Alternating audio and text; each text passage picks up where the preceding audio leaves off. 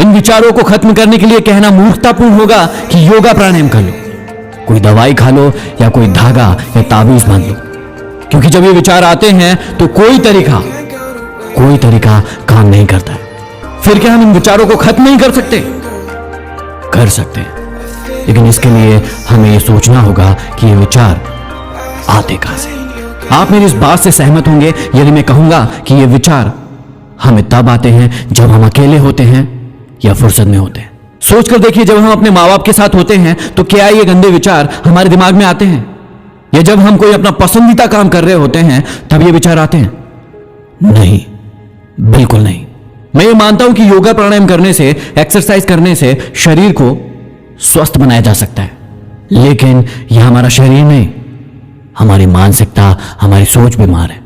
हमें उसे सही करना होगा, और वो सही होगा हमारे कर्मों से। जब भी हम अकेले हो या फुर्सत में हो तो हम अपने आप को ऐसे कर्मों में लगाएं जो हमारी जिंदगी को सही दिशा प्रदान करें। हम वो काम करें जो हमारे लक्ष्यों को पूरा करने में सहायक हो।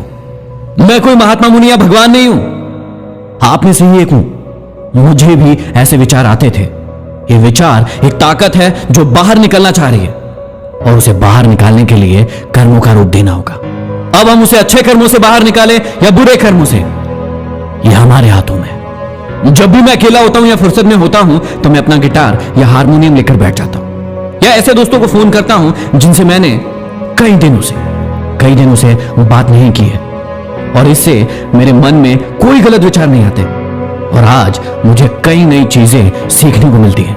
और इन्हीं विचारों को सही दिशा देने से आज मुझे बिना किसी की मदद से गिटार, हारमोनियम, बांसुरी बजाना आ गया।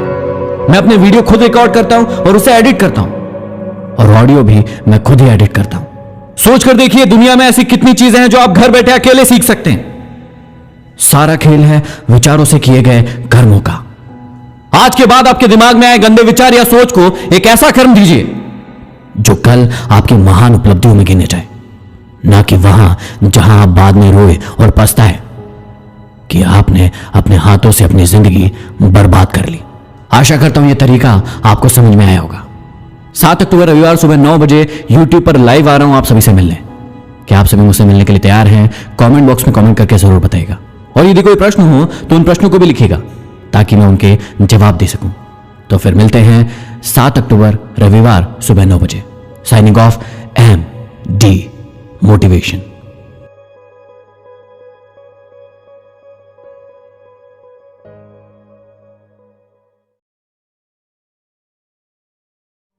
अक्सर कुछ कहानियां जिंदगी बदल दिया करती हैं। ऐसी ही एक कहानी है मोहिता श्रीवास्तव की। जीवन को अक्सर मुसीबतों का रंगमंच कहा जाता है। इस रंगमंच पर जो खुद को मुसीबतों से भरे दलदल से भी निकालकर निहार लेता है, वही असली सफलता का हकदार होता है। ऐसी ही एक कहानी है मोहिता श्रीवास्तव की, जो हमें हमारे जीवन में आने वाली सभी परेशानियों से लड़ने की हिम्मत तो देगी ही, और हमारे सपनों को पूरा करने का साहस भी।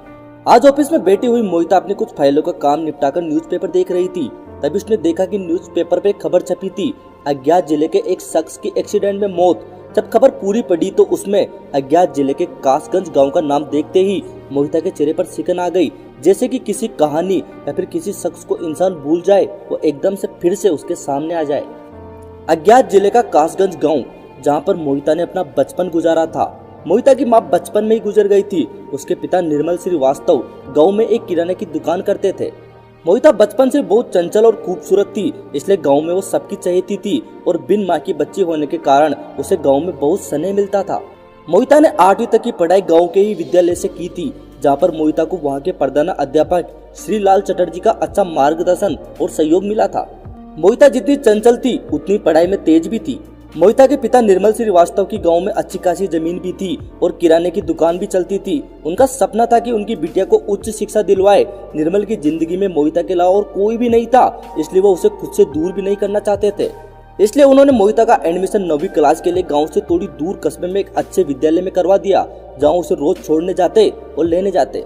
अभी नए विद्यालय में 2 महीने हुए थे कि मोहिता ने सबका दिल जीत लिया था अपनी क्यूटनेस से और पढ़ाई में तेज होने के कारण।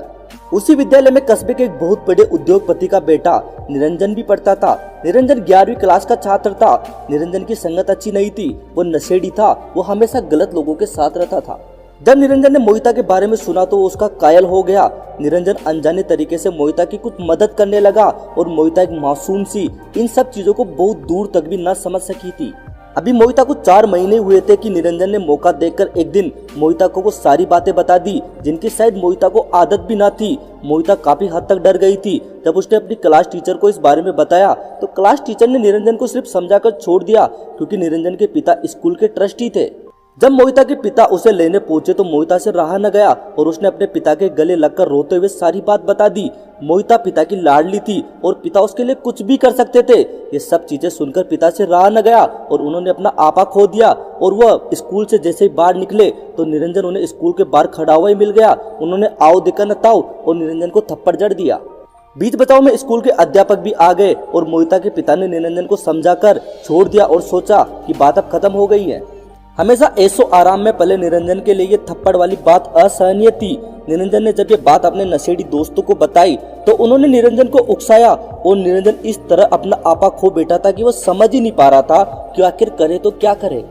निरंजन 3-4 दिन तक स्कूल ही नहीं आया तो मोहिता के पिता आश्वस्त हो गए कि अब मामला निपट चुका है। इसी बीच खेतों में बुआई का समय आ गया था और मोहिता के पिता को खेतों में बुआई करनी थी, इसलिए वो मोहिता को स्कूल छोड़कर बोले कि बेटा तुम आज बस में आ जाना। निरंजन बस इसी बात का इंतजार कर रहा था। नशेड़ी दोस्तों की सहायता से उसने एक वैन ली और जैसे ही मोहिता बस स्टैंड के लिए जा रही थी तो थोड़ा सुनसान इलाका देखकर उन्होंने मोहिता को अगवा कर लिया। जब मोहिता के पिता को इन सब बातों का पता चला तो अपना मानसिक आपा खो बैठे। गांव में सबकी लाडली होने के कारण मोहिता के लिए पूरा गांव खड़ा हो गया और वहां के प्रधान अध्यापक श्री लाल चटर्जी ने अपने वकील मित्रों की सहायता से पुलिस पर दबाव बनाकर मोहिता के अपहरण का केस दर्ज करवाया। निरंजन के पिता की राजनीतिक पहुंच होने के कारण यह मामला सिर्फ अज्ञात जनों के खिलाफ दर्ज किया गया। 2 दिनों बाद मोहिता बदहाल स्थिति में स्कूल के लॉन में पड़ी हुई मिली। उसका अमानवीय तरीके से शारीरिक शोषण किया गया था। जिसने भी मोहिता को देखा बस उसकी रुलाई फूट आई। मोहिता के पिता ये नजारा देख न सके। मोहिता को अस्पताल में भर्ती कराया गया और 2-3 दिन उसकी पूरी जांच की गई तो सबके सामने आया कि उसका बार बार शारीरिक शोषण किया गया है, वो भी अमानवीय तरीके से। राजनीतिक प्रेशर के कारण मामला सिर्फ अज्ञात जनों के खिलाफ दर्ज किया गया। मोहिता के पिता और गांव वालों ने खूब प्रयास किया पर अंत में जब सफलता नहीं मिली तो मोहिता के पिता हिम्मत हार गए। अब मोहिता को आसपास के गांव वालों द्वारा बुरी नजर से देखा जाता था। उसे उस नजर से देखा जाता था कि जैसे उसने बहुत घिनौना काम कर दिया। उसे समाज में एक तुच्छ नजर से देखा जाने लगा जो मोहिता के पिता को बहुत अखरने लगा। पुलिस और राजनीतिक तरफ से जब कोई मदद न मिल सकी मोहिता के पिता को तो उन्होंने प्रधान अध्यापक श्री लाल चटर्जी की सलाह और मदद से अपनी सारी जायदाद बेचकर वहां से निकल गए। मोहिता के पिता बहुत हद तक बीमार भी हो गए थे और मानसिक रोगी भी। श्री लाल चटर्जी ने उन्हें शहर के एक अच्छे इलाके में अलग पहचान से मकान दिलवा दिया था और मोहिता का एडमिशन भी एक अच्छे स्कूल में करवा दिया था। पर मोहिता अभी भी इस सदमे से बाहर नहीं निकल पाई थी। मोहिता को यहाँ पर कोई नहीं जानता था और ना ही उसे उस नजर से देखता था। फिर भी वह महसूस करती थी कि लोग उसे अभी भी उसी नजर से देखते हैं और वो बहुत असहज महसूस करने लग जाती थी। धीरे धीरे मोहिता थोड़ी सहज हुई और अपनी स्कूल भी अच्छे से प्रारंभ की। पर इसी बीच मोहिता के पिता की मानसिक स्थिति खराब हो गई और उन्हें हॉस्पिटलाइज होना पड़ा। पर इसी बीच श्री लाल चटर्जी का पूर्ण सहयोग रहा। स्कूल में कोई भी अड़चन न आए इसलिए उन्होंने उसके पिताजी की सारी जिम्मेदारी खुद पे ले ली और मोहिता को खुद के घर पर ले आए और उसकी स्कूल जारी रखी। 10वीं के एग्जाम निकट थे तभी मोहिता के पिताजी की मृत्यु हो गई। पर मृत्यु से पहले वो मोहिता से एक वादा लेकर गए कि वह कभी भी उस गांव में वापस नहीं जाएगी और न ही उन लोगों से मिलने का प्रयास करेगी। और मोहिता ने पिता से वादा कर लिया। परीक्षा के 2 दिन पहले ही मोहिता ने अपने पिता का अंतिम संस्कार किया। श्री लाल चटर्जी ने मोहिता को ताकत दी और 10वीं की परीक्षा दिलवाई। लेकिन मोहिता 10वीं में कुछ खास न कर सकी क्योंकि उस समय वो बहुत हद तक तनाव में थी। मोहिता के पिता एक अच्छी खासी जमा पूंजी छोड़ गए थे। मोहिता के पिता का सपना भी था कि मोहिता बहुत अच्छी शिक्षा प्राप्त करे। मोहिता के पिताजी का सपना पूरा करने के लिए चटर्जी ने मोहिता के लाख मना करने पर भी मोहिता का एडमिशन दिल्ली के अंतरराष्ट्रीय स्तर के बोर्डिंग स्कूल में करवा दिया। यहाँ पर बहुत अलग और शांत और अच्छा माहौल मिलने से मोहिता अब बहुत हद तक उस पुराने माहौल से निकल चुकी थी। बस उसे उसके पापा की बहुत याद आती थी और उसके लिए वो एक ताकत का काम भी करती थी क्योंकि उसके पिता उसे आगे बढ़ने में बहुत मदद करते थे और वो सभी बातें उसके लिए मोटिव का काम कर रही थी। मोहिता ने 12वीं बहुत अच्छे अंकों से पास की थी और वो अब काफी हद तक समझदार भी हो गई थी ताकि भविष्य के लिए खुद के फैसले ले सके। मोहिता ने हॉस्टल में रहकर अपनी ग्रेजुएशन के साथ IAS की प्रिपरेशन भी प्रारंभ कर दी। पर इन सब चीजों के बीच वो चटर्जी का पूरा मार्गदर्शन लेती रहती। ग्रेजुएशन के बाद मोहिता ने अपना आईएएस एग्जाम तो क्लियर कर लिया, पर वो अभी भी मानसिक रूप से पूर्ण परिपक्व नहीं हुई थी। इस कारण उसका इंटरव्यू क्लियर नहीं हो पाया। इस असफलता में मोहिता की हिम्मत बांधी सी लाल चटर्जी ने, और जो मोहिता के लिए कमजोरी बन रही थी उसे ही मोहिता की ताकत बनाया। आज एक आईएएस पद पर कार्यरत मोहिता श्रीवास्तव, मोहिता ने खुद के जीवन में नहीं बल्कि उन तमाम लड़कियों के लिए मार्गदर्शन का काम किया जो इस प्रकार की परिस्थितियों में खुद को बहुत ही कमजोर समझकर हार मान लेती है और सोचती है कि अब वो जीवन में कभी अपने सपनों को हासिल नहीं कर पाएगी। अब इस कहानी को सुनकर आप में से अधिकतर लोग इस कहानी की सत्यता का प्रमाण मांगेंगे, पर मैंने ये कहानी सत्यता का प्रमाण देने के लिए नहीं लिखी। इस कहानी का सिर्फ और सिर्फ मकसद इतना सा है कि जो पीड़िता इस प्रकार की परिस्थिति का सामना करती है उसकी कोई गलती नहीं होती, उसका भी समान हक होता है अपने जीवन को दूसरी लड़कियों की तरह जीने का, अपने सपनों को दूसरी लड़कियों की तरह पूरा करने का। तो फिर क्यों हम उस लड़की के प्रति अपनी नजर बदल लेते हैं और उसे हीन भावना से देखते हैं। अगर आपका नजरिया किसी की जिंदगी को बदल सकता है तो किसी को भी उस नजर से नहीं देखना चाहिए जिससे उसका जीवन तबाह हो जाए और वो सोचे कि वो और लड़कियों से विपरीत है। दोस्तों, अगर आपको ये कहानी अच्छी लगी हो तो इसे शेयर कीजिए और ऐसी और वीडियोज के लिए युवा लेखक को सब्सक्राइब कीजिए। धन्यवाद।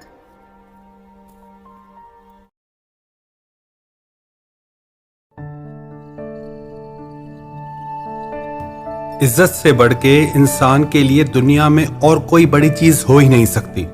जिस इंसान की कोई इज्जत नहीं करता, जिस इंसान की हर जगह बेइज्जती होती रहती है, वो इंसान जिंदा ही मुर्दे के समान है। कई लोग कहते हैं कि लोग हमारी इज्जत नहीं करते, हमारा अपमान करते हैं, हमारी इंसल्ट करते हैं। क्या करें हम? ये 5 बातें ऐसी हैं, अगर आप अपनी जिंदगी में अपनाएंगे तो सारी दुनिया आपकी इज्जत करेगी, और जिस इंसान में ये 5 बातें नहीं होंगी उसकी कोई इज्जत नहीं करेगा। सबसे पहली बात है सेल्फ रिस्पेक्ट। जब तक आप खुद अपनी इज्जत नहीं करते तब तक आपकी इज्जत कोई नहीं करेगा। आजकल अधिकतर लोगों की जो सोच है, जो मेंटालिटी है, वो खुद को ही पसंद नहीं करते। कहते हैं I hate my self, I hate my life. मुझे नफरत है अपनी जिंदगी से, मुझे खुद से नफरत है। एक प्रश्न पूछता हूं आपसे, do you love your life? Do you love your self? क्या आपको अपनी जिंदगी से प्यार है? क्या आपको खुद से प्यार है? इसका आंसर आप खुद से जरूर पूछिएगा कि आपको खुद से प्यार है या नहीं, आपको अपनी जिंदगी से प्यार है या नहीं। आप खुद की रिस्पेक्ट खुद कैसे करें? जब तक आप लाइफ में अपने कुछ प्रिंसिपल सेट नहीं करते, कुछ अपने दायरे सेट नहीं करते, तब तक हर इंसान आपकी बेइज्जती कर सकता है। हमेशा हर जगह सह लेना, टॉलरेट कर लेना, इसमें आपकी कोई महानता नहीं होती। किसका सहना है, किसका जवाब देना है, यह समझ आपको जरूर होनी चाहिए। हर जगह पे सह लेना यह कायरता की निशानी है, ना कि महानता की निशानी है। पर हर जगह मूर्खों की तरह सबसे लड़ते रहना, यह फिर मूर्खता की निशानी है, क्रोध की निशानी है, समझदारी की नहीं। समझदार इंसान वही है कि इतनी समझ के साथ उत्तर दे जिससे उसका खुद के लिए स्वाभिमान दिखाई दे, क्रोध न दिखाई दे। आप जब किसी के अपमान का उत्तर देते हैं तो वो आपके क्रोध से निकलता है, आपके स्वाभिमान से नहीं निकलता, क्योंकि आप खुद से प्यार नहीं करते, आप पहले ही गुस्से से भरे बैठे हैं। तो सबसे पहले जरूरत है सेल्फ रिस्पेक्ट। जहां आपकी इज्जत की बात आ जाए ना, जहां आपको गिड़गिड़ाना पड़ता है, जहां आपको किसी के आगे भीख मांगना पड़ जाए, जहां आप किसी के पीछे पागलों की तरह मरने लगो, समझ जाना आपको बिल्कुल भी अपने लिए सेल्फ रिस्पेक्ट नहीं है। जब कोई इंसान आपके साथ गलत व्यवहार करे, जब कोई इंसान आपके प्यार की कदर न करे, जब कोई इंसान आपके वक्त की कदर न करे, आपकी इज्जत न करे, तो आप वहां से हट जाओ, आप उस इंसान से दूर हो जाओ, चाहे वो आपको कितना भी प्यारा क्यों ना हो, क्योंकि वो इंसान आपको कभी इज्जत नहीं देगा। याद रखना, जो इंसान अपने लिए स्टैंड नहीं ले सकता, उसके लिए दुनिया में कोई भी स्टैंड नहीं ले सकता। जब जरूरत आए अपनी इज्जत बचाने की, अपना स्वाभिमान बचाने की, तो आप फिर किसी को भी मत देखो। आप ये मत देखो कि उसके साथ आपका रिश्ता क्या है। लोग कहते हैं कोई घर का ही हो तो, कोई रिश्ते में ही हो तो। साफ साफ इसे दिमाग में बिठा लो, जब बात इज्जत पे आ जाए तो वो बात रिश्ते से बढ़ के होती है। तो किसी भी कंडीशन में अगर लगे आपकी इज्जत जा रही है, आप राजा से भिखारी बन रहे हो, तो अपनी इज्जत को संभालो, उस रिश्ते को नहीं। और उस रिश्ते को छोड़ना पड़े, तोड़ना पड़े, तोड़ दो, पर अपनी इज्जत बचाओ। अगर आप अपनी इज्जत नहीं बचा सकते तो आप कोई रिश्ता भी नहीं बचा सकते। और उस रिश्ते में आप सिर्फ दुख ही पाते रहोगे जहां आपकी इज्जत नहीं होगी। उसी रिश्ते में आप रहो जिसमें आपकी इज्जत हो। दूसरी बात, प्रेजेंटेशन। आपका प्रेजेंटेशन कैसा है? आप खुद को दुनिया के आगे कैसे रखते हैं? आपका पहनावा कैसा है? आपकी चाल ढाल कैसी है? उसी से ही आपको इज्जत मिलती है। अब कोई राह चलते कोई भिखारी बैठा है फटे पुराने कपड़े पहन के, आप उसे कोई इज्जत नहीं दोगे। कोई ठेला गाड़ी लगा के बैठा है तो आप उसको उतनी ही इज्जत दोगे। अगर कोई साधारण कपड़ों में है तो आप उसको वैसी इज्जत दोगे। अगर कोई ऑफिसर की ड्रेस में है तो आप उसको वो इज्जत दोगे। अगर कोई बिजनेसमैन की ड्रेस में है, उसकी चाल ढाल वैसी है, तो आप उसको वही इज्जत दोगे। अगर कोई राजा की ड्रेस में, अगर कोई रानी की ड्रेस में, तो आप उसको राजा रानी की इज्जत खुद ही दोगे, क्योंकि उनका प्रेजेंटेशन वैसा है। तो आप अपने आप को दुनिया के आगे कैसे प्रेजेंट करते हो, वो आप पे है। आप खुद को दुनिया के आगे राजा की तरह पेश करते हो या भिखारी की तरह? यदि आप ये शिकायत करते हो कि लोग आपकी इज्जत नहीं करते, तो इसका मतलब साफ है आपको खुद को दुनिया के आगे पेश करने का तरीका नहीं आता। लोगों की कमियां निकालना छोड़ें, आप खुद को इंप्रूव करें। कहां बोलना है, कहां चुप रहना है, कैसे बात करनी है, कैसे आपको दुनिया के आगे रखना है, ये सब आपके हाथ में है। और जैसे आप दुनिया के आगे खुद को रखेंगे, दुनिया वैसे ही चलेगी आपके साथ, और ये बिल्कुल सच है। और तीसरी बात, पिक अ गोल और ड्रीम फॉर योर लाइफ। आप खाली मत बैठे रहो, जिंदगी बस इसे मरने के लिए मत जियो। जिस इंसान की जिंदगी में कोई सपने नहीं है, कोई मिशन नहीं है, कोई गोल नहीं है, उसकी और कोई तो क्या, आप खुद इज्जत नहीं करोगे। आप खुद की खुद इज्जत नहीं करोगे जब तक आपकी जिंदगी में कोई मिशन नहीं होगा, कोई गोल नहीं होगा। इंसान घर में फालतू बैठा रहे, कौन इज्जत करेगा उसकी? नौकर दुकान पे कोई काम न करे, बैठा रहे, कौन इज्जत करेगा उसकी? इज्जत उसी की होती है जो कुछ कर रहा है। हाँ, हालांकि कमियां निकालते हैं लोग उससे, पर उसकी इज्जत होगी। आप जिंदगी में कोई ना कोई मिशन अपनाए, गोल अपनाए। भले कभी आप उसमें हार भी जाते हैं, कोई बात नहीं। कोशिश करने वालों की हार भी होती है, कोई बात नहीं। बट आप अपने मिशन को मत छोड़ें, अपने गोल को मत छोड़ें। जो लोग करियर ओरिएंटेड होते हैं, उनकी सारी दुनिया इज्जत करती है। आपका परिवार भी इज्जत करेगा, आपके दोस्त भी इज्जत करेंगे, आपके आसपास की दुनिया इज्जत करेगी। तो अपनी जिंदगी में कुछ ना कुछ खास करिए, कुछ बड़ा करिए, अपने सपनों को सच करिए। चौथी बात, इंप्रूव योर नॉलेज। जितना ज्यादा ज्ञान उतनी ज्यादा इज्जत।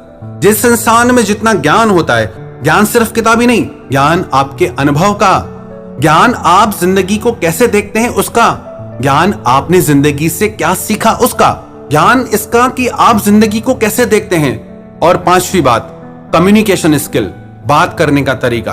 आपके बात करने के तरीके से ही यह निश्चित होगा कि आप लोगों के दिलों में राज करोगे या सिर्फ जमीन पे ही रहोगे। क्योंकि ये जुबान ऐसी चीज है, चाहे तो दुनिया जीत लो और चाहे तो अपने आप से ही हार जाओ।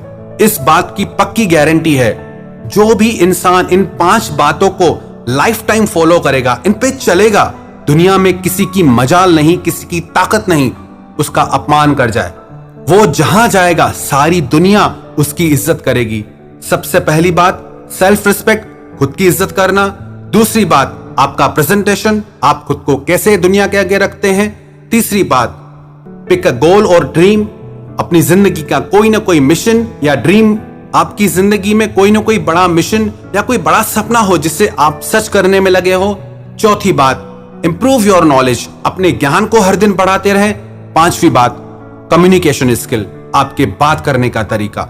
हर दिन इन 5 चीजों पे आप काम करें, सच मानना सारी दुनिया आप जीत जाओगे।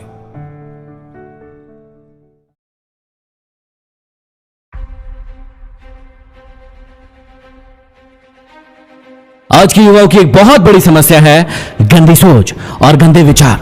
वो अपनी जिंदगी में करना तो बहुत कुछ चाहते हैं, पाना बहुत कुछ चाहते हैं, लेकिन ये सोच, ये विचार, ये कर्म उन्हें बहुत पीछे धकेल देते हैं। किसी भी प्रकार का एक छोटा सा विचार ही आपकी जिंदगी में आपकी ताकत बनता है। लेकिन सोचिए कि यदि वही विचार यदि गंदा हुआ, खराब हुआ, तो आपकी जिंदगी भी खराब हो जाएगी।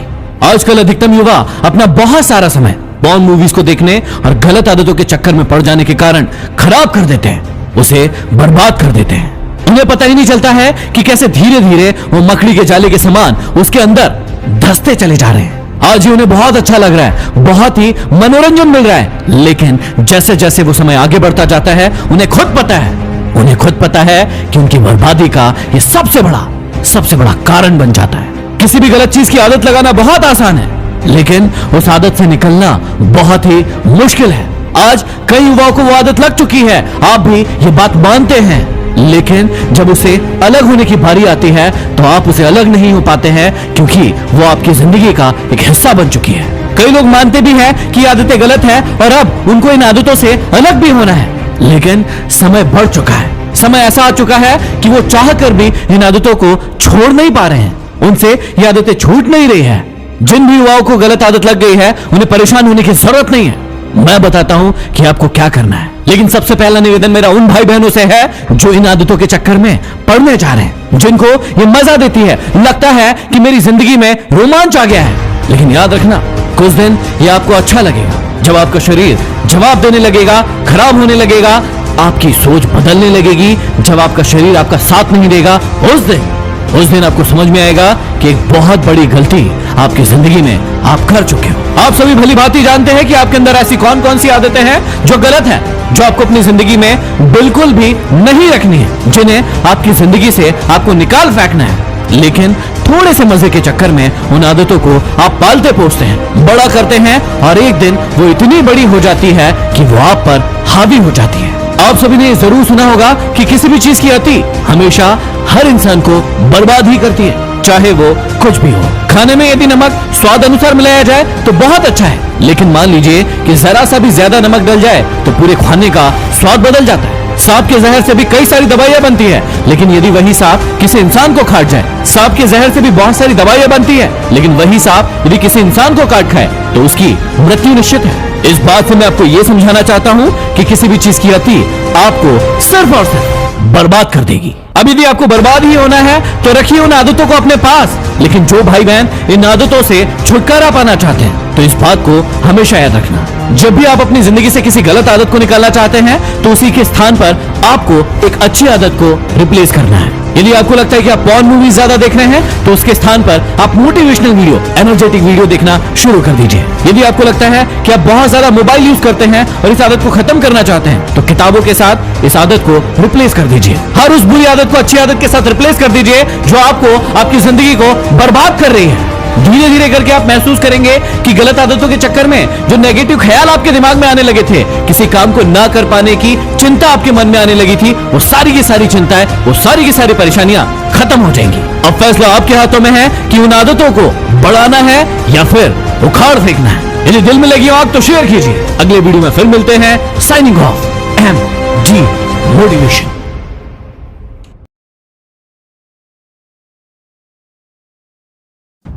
दोस्तों, मैं आज आपको इस दुनिया की सबसे पावरफुल चीज के बारे में बताने वाला हूं, और अगर आप इसे समझ गए, इसे हैंडल कैसे करना है ये एक बार सीख गए, तो यकीन मानो आप वो सब कर पाओगे जिस चीज के आज आप सपने देखते हो। पर आपसे एज यूजुअल एक रिक्वेस्ट है कि वीडियो को पूरा देखो, क्योंकि ये आज तक का one of the best video होने वाला है, जिसमें आज आप एक लाइफ चेंजिंग लेसन सीखेंगे। और अगर वीडियो दिल से अच्छा लगा तो ही लाइक करना, सब्सक्राइब करना, वरना आप जानते हो आपको क्या करना है।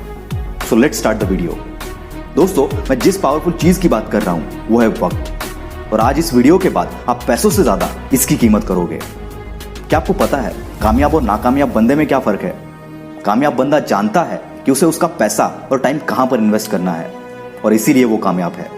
और दूसरा बंदा ये नहीं जानता, इसीलिए गलत चीज में पैसा और गलत काम में टाइम को इन्वेस्ट कर देता है, और इसी वजह से वो नाकामयाब है। अब ये पैसों का इन्वेस्टमेंट तो समझ में आता है, पर ये टाइम का इन्वेस्टमेंट क्या है? तो ये मैं आपको एक एग्जांपल से समझाता हूं। हुसैन बोल्ट एक 100 मीटर स्प्रिंट चैंपियन है। लास्ट 3 ओलंपिक्स में वो केवल 115 सेकंड्स के लिए भागे हैं, और इसके लिए उन्हें $119 मिलियन मिले थे, यानी कि ऑलमोस्ट 1 सेकंड के लिए उन्हें $1 मिलियन मिला था। क्या बात है ना, 1 सेकंड में $1 मिलियन, और उस 115 सेकंड्स के लिए उन्होंने 20 साल तक खुद को ट्रेन किया था। ये 20 साल का वक्त उनका इन्वेस्टमेंट था। ये थी वक्त की इन्वेस्टमेंट। ऐसी एक स्टोरी है पिकासो की। एक दिन वो एक होटल में बैठे थे, वहां पर एक लेडी आई और उसने पिकासो को उसकी स्केच बनाने की जिद की। इस पर पिकासो ने वहां के एक पेपर पर 2 मिनट में उस लेडी की एक तस्वीर बना दी और उस लेडी को देते हुए कहा, दिस इज $1 मिलियन स्केच। वो लेडी थोड़ी हैरान हो गई। मार्केट में जाकर जब उसने इंक्वायरी की तब वो शॉक हो गई, क्योंकि सही में वो स्केच $1 मिलियन का था। वो लेडी वापस पिकासो के पास आई और उसने पूछा कि सिर्फ 2 मिनट में आपने ये $1 मिलियन का स्केच कैसे बना लिया। और इस पर पिकासो ने हंसकर कहा, इस काबिलियत को पाने के लिए मैंने मेरे लाइफ के 25 से 30 साल इन्वेस्ट किए हैं, तब जाकर मैं ऐसी स्केचेस बना पाता हूँ। यह है वक्त का इन्वेस्टमेंट। इसलिए आप भी अपना वक्त ऐसी चीजों में इन्वेस्ट करना जो कि आगे जाकर आपको बहुत अच्छे रिटर्न्स दे। कहने का मतलब ये कि आज आपके पास टाइम है, उसे नए स्किल्स को सीखने में, नई नई चीजें सीखने में इन्वेस्ट करो। इसके रिटर्न्स आपको जिंदगी भर मिलते रहेंगे। और अगर आज आप इसे वेस्ट करोगे तो जिंदगी भर पछताओगे। इसलिए अपने वक्त की कदर करो। अगर आज आप इसकी कदर नहीं करोगे तो कल ये दुनिया भी तुम्हारी कदर नहीं करेगी। क्योंकि अगर तुम्हारा वक्त अच्छा है तो सब अच्छे हैं, वरना बुरे वक्त में तो अपने भी बदल जाते हैं। और बुरे वक्त में कभी हार मत मानना, क्योंकि वक्त की एक खासियत है कि ये कितना भी मुश्किल क्यों ना हो, बदलता जरूर है। दोस्तों, हम हिस्ट्री में कुछ गिने चुने लोगों को ही जानते हैं, क्योंकि उन्होंने अपना टाइम इन्वेस्ट किया था, बाकियों की तरफ वेस्ट नहीं। शाहरुख खान, जो कि बॉलीवुड के सुपरस्टार है, इतनी ऊंचाई पर होने के बावजूद वो सिर्फ 4 घंटा सोते हैं और बाकी का पूरा टाइम वो काम करते रहते हैं। अगर आप उनके फैन हो तो ये बात आपको जरूर पता होगी। दोस्तों, मैं जब भी लोगों से मिलता हूं, उनका हमेशा एक ही रोना होता है कि मंगेश भाई, करना तो बहुत कुछ है पर टाइम ही नहीं है। और मैं हमेशा बोलता हूं कि दोस्त, तेरे पास टाइम की नहीं, टाइम मैनेजमेंट की कमी है। क्योंकि एक दिन में सभी के पास 24 घंटे ही होते हैं, और इसी 24 घंटे में धीरू भाई ने रिलायंस बनाई थी, इसी 24 घंटे में जैक मा ने अलीबाबा को बनाया था। तो फिर तुझे टाइम क्यों कम पड़ रहा है? क्योंकि तू टाइम को मैनेज करना नहीं जानता। दोस्तों, यहाँ पर मैं मेरी एक ट्रिक आपके साथ शेयर करूंगा जो मैं खुद फॉलो करता हूँ। मैं हर सुबह उठने के बाद मेरी डायरी में एक लिस्ट बनाता हूँ, जो भी चीजें मुझे पूरे दिन में करनी है, और उसके बाद हर काम को प्रायोरिटी वाइज नंबर देता हूँ कि कौन सा काम मुझे सबसे पहले करना है और कौन सा सबसे लास्ट। और रात में मैं तब तक नहीं सोता जब तक कि डायरी में लिखा हुआ हर काम पूरा नहीं हो जाता। इससे मेरे टाइम का प्रॉपर यूज होता है, और ऐसा कभी नहीं होता कि मेरे पास करने के लिए कुछ नहीं है, क्योंकि बहुत बार क्या करना है यही हम भूल जाते हैं। इसलिए हर काम को लिख कर रखना, इससे हर काम करने के लिए आपको सफिशिएंट टाइम मिलेगा और आपकी प्रोडक्टिविटी भी बढ़ेगी। इसे जरूर ट्राई करना, ये बहुत इफेक्टिव चीज है। दोस्तों, ये वक्त बहुत बड़ी चीज है, ये आपको बना भी सकती है और बिगाड़ भी सकती है, और ये आप पर डिपेंड करता है कि आप इसे सही चीज में इन्वेस्ट करते हो या फिर गलत चीज में वेस्ट करते हो। क्योंकि ये वक्त उन चीजों में से है जो कभी वापस नहीं आता।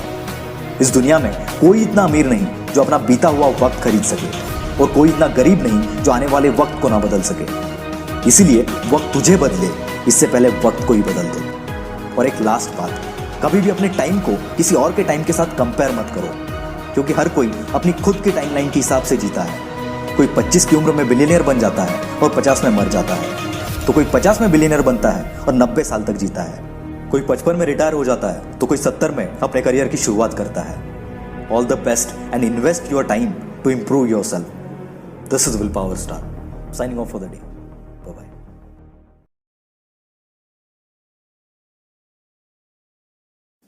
इस वीडियो ने अगर तेरे अंदर आग नहीं लगाई ना तो डिसलाइक मार के चैनल को छोड़ देना, पर अगर आग लगी ना तो चैनल को सब्सक्राइब करके ही जाना।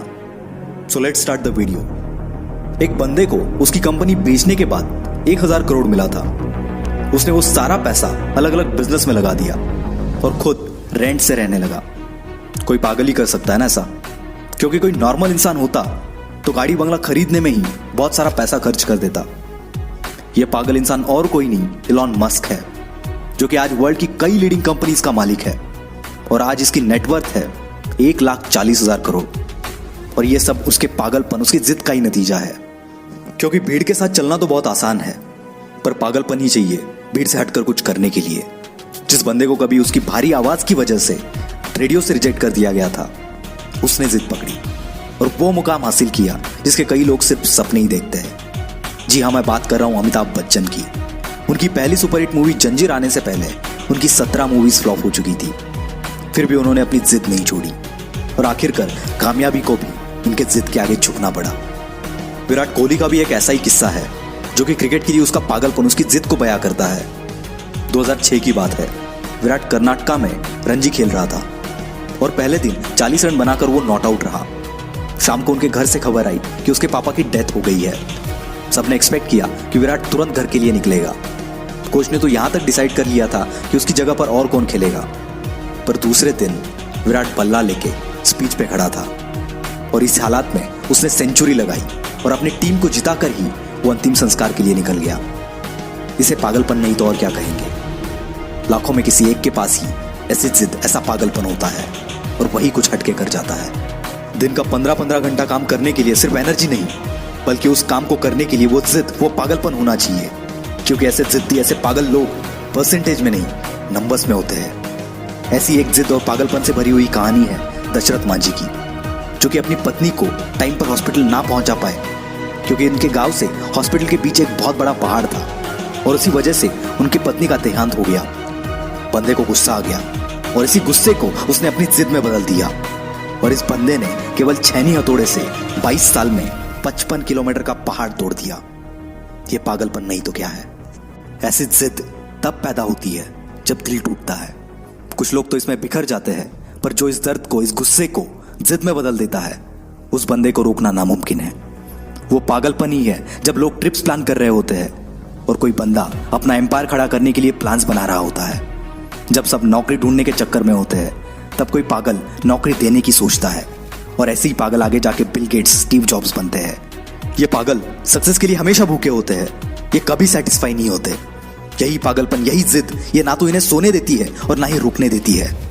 एक जिद्दी इंसान कभी भी शांत नहीं बैठेगा, 1000 बार फेल होगा वो, पर उसकी जिद, उसका पागलपन उसे और एक बार ट्राई करने पर मजबूर करेगा। और ये तब तक मजबूर करेगा जब तक सफलता इसके सामने घुटने ना टेक दे।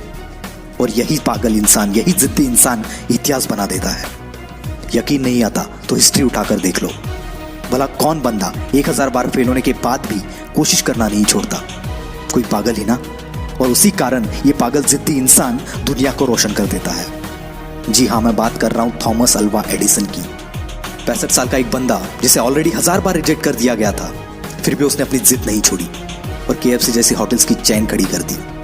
जिस बंदे को अंग्रेजों ने उनके होटल में नहीं आने दिया, उस बंदे ने जिद पकड़ी और दुनिया का सबसे बड़ा होटल ताज बना दिया। दोस्तों, ये एक जिद ही है जो एक नॉर्मल इंसान को एबनॉर्मल बनाती है और फिर ये एबनॉर्मल लोग ऐसा कुछ कर जाते हैं जिसके बारे में नॉर्मल लोग सोचने से भी डरते हैं। इसलिए आपको जो भी अच्छा लगता है, जो भी आप करना चाहते हो, पागल बन जाओ उसके लिए और जान लगा दो उसे हासिल करने के लिए।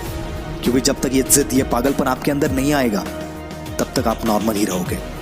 और अगर नॉर्मल रह के ही मरना है तो ऐसे ही जियो, पर एबनॉर्मल बनना है तो जिद्दी और पागल बनना पड़ेगा। वीडियो अच्छा लगा तो ही लाइक करना, शेयर करना और हमसे जुड़ने के लिए नीचे वाले लाल बटन को दबाकर चैनल को सब्सक्राइब जरूर करना। This is will power star signing off for the day. Bye bye.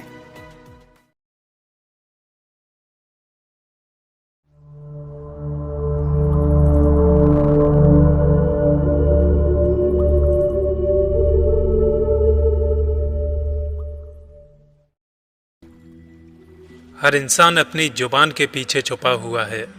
अगर उसे समझना है तो उसे बोलने दें। किसी को तभी तक पहचानना मुश्किल है जब तक वो चुप है। किसी का दिया हुआ उधार वापस हो सकता है, पर शब्द नहीं। बोलने के बाद शब्द वापस नहीं होते। जो इंसान खुद के लिए जीता है, उसकी एक न एक दिन मृत्यु हो जाती है, पर जो इंसान दूसरों के लिए जीता है, शरीर नष्ट होने पर भी वो हमेशा जीवित रहता है। इसलिए याद रखना चाहिए कि हम मनुष्य के शरीर में खुद को किस रूप में जीवित रखना चाहते हैं। अहंकार से हम किस पर विजय चाहते हैं। मृत्यु के बाद सिकंदर भी यहाँ से खाली हाथ ही गया था। मनुष्य के मन की सबसे बड़ी समस्या ये है कि वो मृत्यु के खिलाफ है। हम जिस पल मृत्यु को नकारते हैं, उसी के साथ जिंदगी को भी नकार देते हैं। मृत्यु भविष्य नहीं है, जन्म के साथ ही आदि मृत्यु हो जाती है। हमने उस मिट्टी की कीमत नहीं समझी जिस पर हम चलते हैं, जो हमें रोजाना भोजन देती है। लेकिन एक पत्थर जिसे हम हीरा कहते हैं, वो बहुत कीमती हो गया है। ऐसा माना जाता है कि सिकंदर जब अपने देश मैसेडोनिया लौट रहा था, तब वो घायल और बीमार था। कई महीनों तक बिस्तर पर पड़े रहने के बाद उसे एहसास हुआ कि वो मृत्यु पर विजय नहीं पा सकता। उसने ये महसूस किया कि उसकी जीती गई रियासतें, उसकी विशाल सेना, उसका इकट्ठा किया हुआ धन, रत्न और उत्तम तलवारें उसके किसी काम की नहीं रहीं। उसने अपने सेनापतियों को बुलाया और कहा कि मैं अब इस दुनिया से जाने वाला हूँ, लेकिन मेरी 3 इच्छाएं हैं। क्या तुम मेरी 3 इच्छाएं बिना किसी रुकावट के पूरी करोगे? इतना कहते ही उसकी आंखों में आंसू बहने लगे। सेनापतियों ने तीनों अंतिम इच्छाएं पूरी करने के लिए सर हिलाया।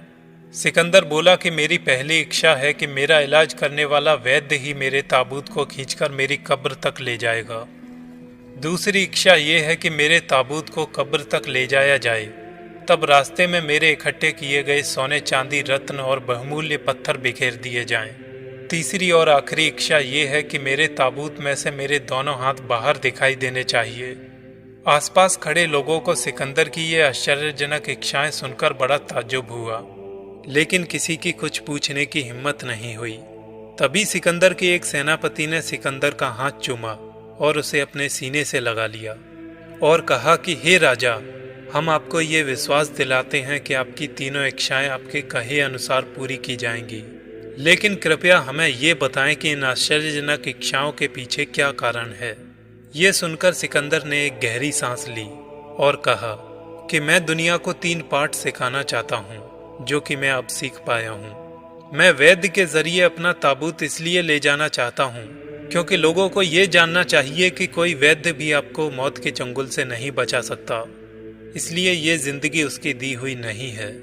दूसरा ये कि मैं अपने रास्ते में सोने चांदी हीरे जवाहरात और बेशकीमती पत्थर इसलिए चाहता हूँ कि इन्हें इकट्ठा करने में मैंने अपना जीवन नष्ट कर दिया और मैं इन्हें अपने साथ जरा भी नहीं ले जा सकता। तीसरा ये कि मैं अपने हाथ ताबूत से बाहर इसलिए रखना चाहता हूँ कि लोग देखें और सीखें कि मैं खाली हाथ आया और खाली हाथ ही चला गया। इस तरह सिकंदर की तीनों इच्छाएं पूरी की गईं। एक दिन सिकंदर की माँ ओलंपियास रोती हुई कब्रगाह में गई और पागलों की तरह इधर उधर किसी को ढूंढ रही थी। कहाँ है मेरा बेटा सिकंदर, कहाँ है? पास की कब्र से एक व्यक्ति आया और उसकी माँ से पूछता है, आप किसे ढूंढ रही हो? वो बोली, मैं विश्व विजेता सिकंदर की माँ हूँ, मेरा सिकंदर कहाँ है? मुस्कुराते हुए उस व्यक्ति ने उत्तर दिया, यहाँ कोई सिकंदर नहीं, या यूं समझ लो कि यहाँ दफन हर माँ का बेटा कभी सिकंदर था। जब एक इंसान कोई फोन खरीदता है तो वो उसका मालिक हो जाता है, घर बनवाता है तो वो उसका मालिक हो जाता है, गाड़ी खरीदता है तो गाड़ी का मालिक हो जाता है और दुनिया छोड़ता है तो उन चीजों का मालिक कोई और हो जाता है। जब इंसान इन छोटी छोटी चीजों को खुद को मालिक के तौर पर देखता है तो ये इतनी विशाल दुनिया और ये सारा ब्रह्मांड, तो इसका कोई ना कोई मालिक तो होगा ना। एक बात याद आ गई, एक आदमी को एक बोरी गेहूं उठाकर रखने में बड़ी परेशानी आ सकती है, लेकिन अगर उस बोरी में बता दिया जाए कि 1 करोड़ रुपए हैं तो वो उसे उठाकर दौड़ने भी लगेगा। बस यही लोगों की जिंदगी में भी हो रहा होता है। उन्हें जिंदगी बोझ तब लगती है जब उसमें कोई मकसद ही नहीं होता है, पता ही नहीं कि वे जो कुछ कर रहे हैं उससे कुछ होगा भी या नहीं। वैसे सच तो ये है कि पता तो किसी को भी कुछ नहीं होता, और अचानक कुछ हो जाए तो यकीन नहीं होता। वो उन्हें तो यकीन होता ही है जो किसी काम को कर रहे होते हैं, बस लोगों को नहीं होता है। लोगों को बस सफलता दिखाई देती है। ध्वनि तरंगों की 20 हर्ट्ज से 20,000 हर्ट्ज तक की फ्रीक्वेंसी होती है, लेकिन असर कितना? एक कही गई बात का भाव दिल तक समा जाता है और एक से मन अशांत हो जाता है और कुछ गलत कदम उठ जाता है। इसलिए जब आप लोगों को संबोधित करें तो आपके शब्दों में जिम्मेदारी झलकनी चाहिए। कितना आसान है किसी को गाली देना और कितना मुश्किल है किसी के दिल में उतरना। यही वजह है कि 90% लोग आसान काम को ही करना चाहेंगे। इसलिए आप उनकी बातों का बुरा न मानें, वे ईमानदारी से अपना काम ही तो कर रहे हैं। कुछ लोग हमेशा शांत स्वभाव के होते हैं, उन्हें बेवकूफ समझने की भूल बिल्कुल मत करना। ऐसे लोग बहुत अच्छे ऑब्जर्वर होते हैं। वे ध्यान से चीजों को देखते हैं, सोचते हैं और समय पर जटिल से जटिल काम कर जाते हैं। ये अच्छा होता है जब लोग हमें छोड़ देते हैं हमारे वर्तमान को देखकर। वहां से उठना ही लाइफ का सबसे बड़ा एडवेंचर है। धन्यवाद कहें उनका। उत्साह हमें जिंदा दिल बनाए रखता है। अमेरिका में जीवन बीमा के विक्रय क्षेत्र में सर्वाधिक प्रसिद्ध फ्रैंक बेजर अपने व्यवसाय के शुरुआत में इतने असफल हुए कि उन्होंने बीमा कंपनी के पद से इस्तीफा देने का निर्णय लिया। एक दिन वे इस्तीफा लेकर कार्यालय पहुंच गए। उस समय कंपनी के प्रबंधक अपने विक्रेताओं की बैठक को संबोधित कर रहे थे। बेजर प्रबंधक कक्ष के बाहर प्रतीक्षा करने लगे। अंदर से आवाज आई, मैं जानता हूं कि आप सभी योग्य विक्रेता हैं, लेकिन आप ये विशेष ध्यान रखें कि योग्यता से भी अधिक महत्वपूर्ण है आपका उत्साह, आपका जोश, जीवन की ऊर्जा, जो मंजिल की दिशा में आपकी सहायता करती है। आपका उत्साह, आपकी उमंग ही आपको सफलता के शिखर पर पहुंचा सकता है। इन शब्दों को सुनकर बेजर ने तुरंत जेब से इस्तीफा निकाला और उसे फाड़ दिया। वे फौरन अपने घर चले गए। दूसरे दिन फ्रैंक बेजर ने अपने काम को बड़े उत्साह के साथ करना शुरू कर दिया। उनके उत्साह से ग्राहक इतने प्रभावित हुए कि चाहकर भी उनकी बातों को टाल नहीं पाते थे। मन की सोच को हमेशा सुंदर रखना, आपको सारा संसार सुंदर नजर आएगा। जिंदगी में कभी भी अपने किसी हुनर पर अहंकार नहीं करना चाहिए, क्योंकि पत्थर जब पानी में गिरता है तो अपने ही वजन से डूब जाता है। हौसले उन्हीं के पस्त होते हैं जिनके इरादे कमजोर होते हैं। जिद्दी लोग तो बस ठानते हैं और सब कुछ उलट पलट कर रख देते हैं। एक बहुत अच्छी बात जो हमें सीखनी चाहिए वो ये कि समय की एक बहुत अच्छी आदत है, जैसा भी हो गुजर जाता है। कामयाब इंसान खुश रहे ना रहे, खुश रहने वाला इंसान कामयाब जरूर हो जाता है। जब हम मुसीबतों से जूझ रहे होते हैं तब सिर्फ हम ही अकेले होते हैं, कोई साथ नहीं देता। परिस्थितियां ही कुछ ऐसी हो जाती हैं, आपका विश्वास, भरोसा सब खत्म होने लगता है। बस वही वक्त होता है जब एक इंसान के धैर्य और हिम्मत की असली परीक्षा होती है। उस वक्त में ही तो आपको सही निर्णय, धैर्य और जोश रखना है, ना कि जब वक्त अच्छा होता है तब। जब बुरा वक्त होता है तब ही आपकी असली परीक्षा होती है। इसलिए बिल्कुल घबराएं नहीं, वक्त जरूर बदलता है, विश्वास रखना। पत्थर पर भी फूल उगाए जा सकते हैं, बस उगाने वाला होना चाहिए। हर उस इंसान के साथ जिसने कुछ कर दिखाया है, ऐसा वक्त आता है जिससे आपको अभी डर लग रहा है। बहुत पुरानी बात है। दो भाई अपने व्यापार के सिलसिले में एक शहर जा रहे थे। रास्ते में एक अंधेरी सुरंग उन्हें मिली जिससे होकर उन्हें गुजरना था। दोनों सुरंग के अंदर चल रहे थे। अचानक उन्हें अपने पैरों के नीचे छोटे पत्थरों जैसा एहसास हुआ। एक भाई ने सोचा, चलो रास्ते में कंकड़ पड़े हैं, मैं दूसरों की सुविधा के लिए उन्हें उठाकर सुरंग से बाहर फेंक दूंगा। और उसने कुछ कंकड़ उठाकर अपनी जेब में भर लिए, क्योंकि उसके पास पहले से ही ज्यादा सामान था। उसने सोचा, चलो जितने मैंने कम कर दिए उतना ही सही। पहले वाले भाई को उसकी मूर्खता पर हंसी आ रही थी। वो बोला, भला इन कंकड़ों का मुझे क्या फायदा, किसी ने नहीं उठाए, हम क्यों उठाएं। और इसके साथ ही दोनों आगे बढ़ते बढ़ते सुरंग से बाहर आ गए। बाहर आते ही पहले वाले भाई ने सोचा, चलो अब इन्हें यहीं फेंक देता हूँ। और जैसे ही जेब से वो कंकड़ निकाले और देखा, वे तो हीरे थे। ये देखकर दोनों भाई आश्चर्यचकित हो गए। अब पहले वाला तुरंत सुरंग की ओर भागा और कुछ देर बाद खाली हाथ लौटा और बोला, वे पत्थर अब वहां नहीं हैं, शायद कोई और उन्हें ले गया है। ये सुनकर दूसरे को भी पछतावा हो रहा था, काश तभी सारे बीन लेता तो मजा आ जाता। इसी तरह से जीवन में आने वाली हर परेशानी भी एक अच्छा अवसर लेकर आती है। जो लोग नकारात्मक सोचते हैं वो इसे समझ नहीं पाते और अवसर खो देते हैं। वहीं दूसरी ओर अच्छी सोच के व्यक्ति चुनौती स्वीकार करते हैं और अवसर का फायदा उठाते हैं। निस्वार्थ भाव से किए गए काम में कभी भी चमत्कारिक परिणाम दिखाई दे सकते हैं। इसलिए हर चीज में फायदा ही मिले, शायद ये निश्चित ना हो, लेकिन काम में सुकून मिलेगा ये तो आप पर निर्भर है। जिस पल एक इंसान की मृत्यु हो जाती है, उसी पल से उस इंसान की पहचान बॉडी के रूप में हो जाती है। वे लोग भी उस इंसान को नाम से नहीं पुकारते जिन्हें प्रभावित करने के लिए उसने अपनी पूरी जिंदगी खर्च कर दी थी। इसलिए अगर धन ही इकट्ठा करना है तो नेक काम करके करना, दिमाग में नहीं किसी के दिल में उतरना। अच्छे से कमाओ, अच्छे से खाओ और सुकून से सो। जीवन में आने वाली हर चुनौती को स्वीकार करें। अपनी पसंद की चीजों के लिए खर्च कीजिए, इतना हंसिए कि पेट दर्द हो जाए। आप कितना भी बुरा नाचते हो फिर भी नाचिए, उस खुशी को महसूस कीजिए। कभी कभी हम जब छोटे बच्चे बन जाते हैं तब शायद जिंदगी बहुत खूबसूरत लगती है। इसलिए हर पल को खुशी से जीना ही जिंदगी है।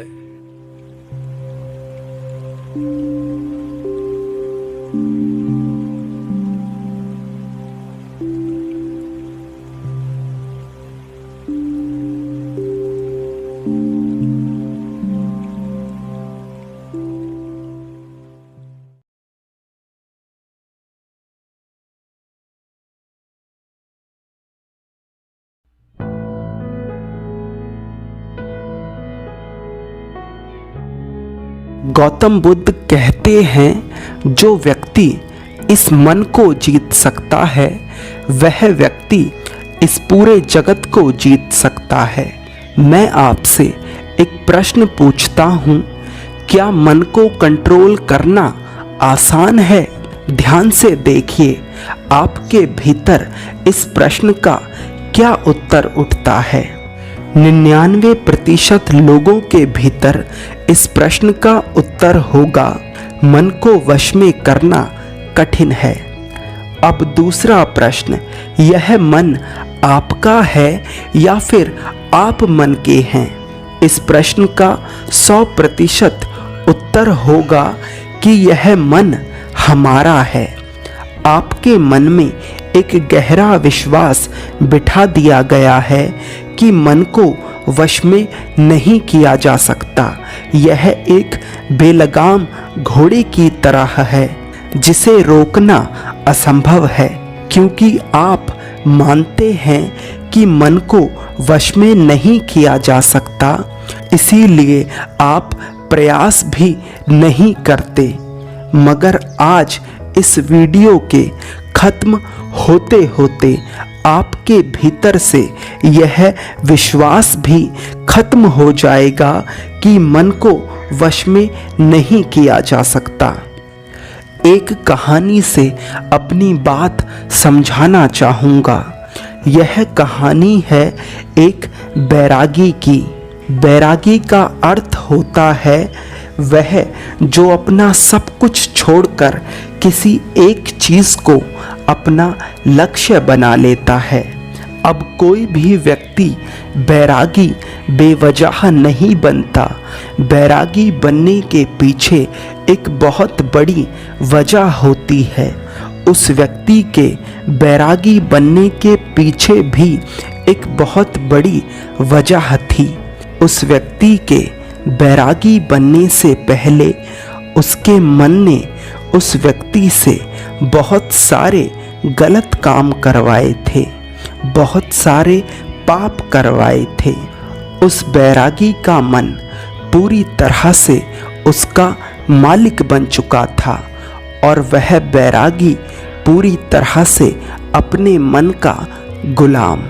यहाँ पर एक चीज़ समझने वाली है कि दो ही चीज़ें हो सकती हैं, या तो आप अपने मन के मालिक बनेंगे या फिर आपका मन आपका मालिक बनेगा। जीवन में हर सुख ऐश्वर्य की प्राप्ति के बाद भी उस बैरागी के मन में गहन पीड़ा थी। वही पीड़ा उसे बैरागी बनाती है। बैरागी बनने के बाद वह व्यक्ति संसारी लोगों से दूर हो जाता है। वह वनों में भटकता है, भिक्षा मांग कर खाता है, ध्यान करता है, तरह तरह की साधनाएं करता है, परंतु उसका मन शांत नहीं होता। ध्यान या कोई भी साधना की शुरुआत की ही तब जा सकती है जब आपका मन शांत हो, वह आपकी सुनता हो। मगर उस बैरागी का मन ना तो शांत था और ना ही उसकी सुन रहा था। उस बैरागी के मन में भी यह विश्वास पक्का होता जा रहा था कि मन को वश में करना असंभव है। फिर उस बैरागी को एक व्यक्ति मिलता है जो ना तो कोई साधु सन्यासी होता है और ना ही कोई बुद्धिमान व्यक्ति। वह एक साधारण सा किसान होता है जो अपने खेत में हल चला रहा होता है। वह किसान उस बैरागी के पास आकर उससे पूछता है, क्या मैं तुम्हारी कोई सहायता कर सकता हूँ? तुम बड़े परेशान लग रहे हो। वह बैरागी उस किसान से कहता है, तुम मेरी क्या सहायता करोगे? तुम तो एक संसारी हो। वह किसान उस बैरागी से कहता है, मैं तुम्हारी सहायता कर सकता हूँ, मैं मन को वश में करना जानता हूँ। वह बैरागी उस किसान की बात सुन हंसता है और कहता है, क्या क्या कहा तुमने? तुम मन को वश में करना जानते हो? मैंने अपना सब कुछ छोड़ दिया, मैं तब भी इस मन का गुलाम हूँ, और तुम कह रहे हो कि तुम इसे वश में कर सकते हो। वह किसान कहता है, मन को वश में करने के लिए सब कुछ छोड़ना आवश्यक नहीं, बस एक चीज़ है जिसे छोड़ना बहुत ज़रूरी है। वह बैरागी पूछता है, वह एक चीज़ क्या है? वह किसान कहता है, गलत जानकारी। आज तक हमारे भीतर जो भी जानकारी गई है उसी ने हमारे मन का निर्माण किया है। वह बैरागी पूछता है, परंतु वो कैसे? वह किसान कहता है, मान लो तुमने आज तक अपने जीवन में कभी आम नहीं खाया है, तुम्हें आम के स्वाद के बारे में कुछ नहीं पता, तो क्या तुम्हारा मन कभी आम खाने को कर सकता है? नहीं ना। इसीलिए मन का निर्माण जानकारी से होता है। वह बैरागी उस किसान की बात सुन उस किसान से कहता है, क्या आप मुझे इस विषय में और समझा सकते हैं? वह किसान उस बैरागी से कहता है, अगर तुम अपने मन को अपने वश में करना सीखना चाहते हो तो ध्यान से सुनो। वह किसान उस बैरागी से कहता है, तुम अपने मन को तभी वश में कर सकते हो जब तुम अपने मन की जड़ों को देख पाओगे। मन का निर्माण जानकारी से होता है। हमारे भीतर जानकारी के प्रवेश के लिए 5 द्वार होते हैं। पहला आँख। आँखों के द्वारा हम जो भी देखते हैं, अच्छा या बुरा, वो सब हमारे मन में बीज के रूप में बो दिया जाता है। दूसरा कान। कानों के द्वारा हम जो भी सुनते हैं वो सभी हमारे मन में बीज के रूप में बो दिया जाता है। तीसरा जीभ। जिस भी चीज़ का स्वाद हम एक बार ले लेते हैं वह स्वाद हमारे मन की याददाश्त में दर्ज हो जाता है। चौथा है नाक। जो भी चीज़ हम एक बार सूंघ लेते हैं, खुशबू या बदबू दोनों ही हमारे मन में जमा हो जाती हैं। पांचवा है त्वचा। जिस भी चीज़ को हम एक बार स्पर्श कर लेते हैं वह याददाश्त हमारे मन में जमा हो जाती है। इन 5 द्वारों से जो भी जानकारी हमारे भीतर जाती है वह जानकारी बीजों के रूप में जाती है और धीरे धीरे वृक्ष बनती है। तुम्हारा मन मिट्टी के जैसा है जिसमें बीज बोए जाते हैं और तुम्हारी समझ बीज बोने वाला किसान है। अगर तुम्हारी समझ एक गलत जानकारी के बीज को सही समझकर बो देगी तो वह भविष्य में वृक्ष बनेगा। तुम्हारा मन इस समय तुम्हारे वश में इसलिए नहीं है क्योंकि तुमने पहले से ही अपने मन में बहुत सारे गलत बीज बो रखे हैं और अब वे बीज धीरे धीरे वृक्ष बन रहे हैं। वह बैरागी पूछता है, तो अब मुझे क्या करना चाहिए, क्योंकि अब तो मैं बहुत सारे गलत बीज बो चुका हूँ।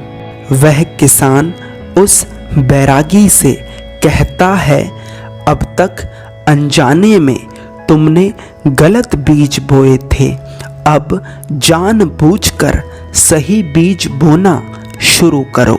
भीतर हजारों गलत बीज हैं तो क्या, अब लाखों सही बीज बोने के लिए तैयार हो जाओ।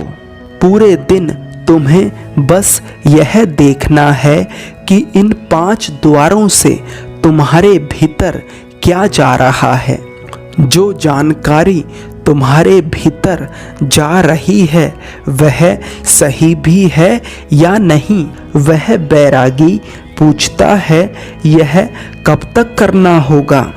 वह किसान कहता है जीवन भर। जिस प्रकार तुम अपने पेट को अच्छा भोजन दोगे उसी प्रकार तुम्हें अपने दिमाग को भी अच्छा भोजन देना है। जीवन में हर दिन हर क्षण तुम्हें 2 विकल्प मिलेंगे, एक तुम्हारे लिए सही होगा और दूसरा तुम्हारे लिए गलत होगा।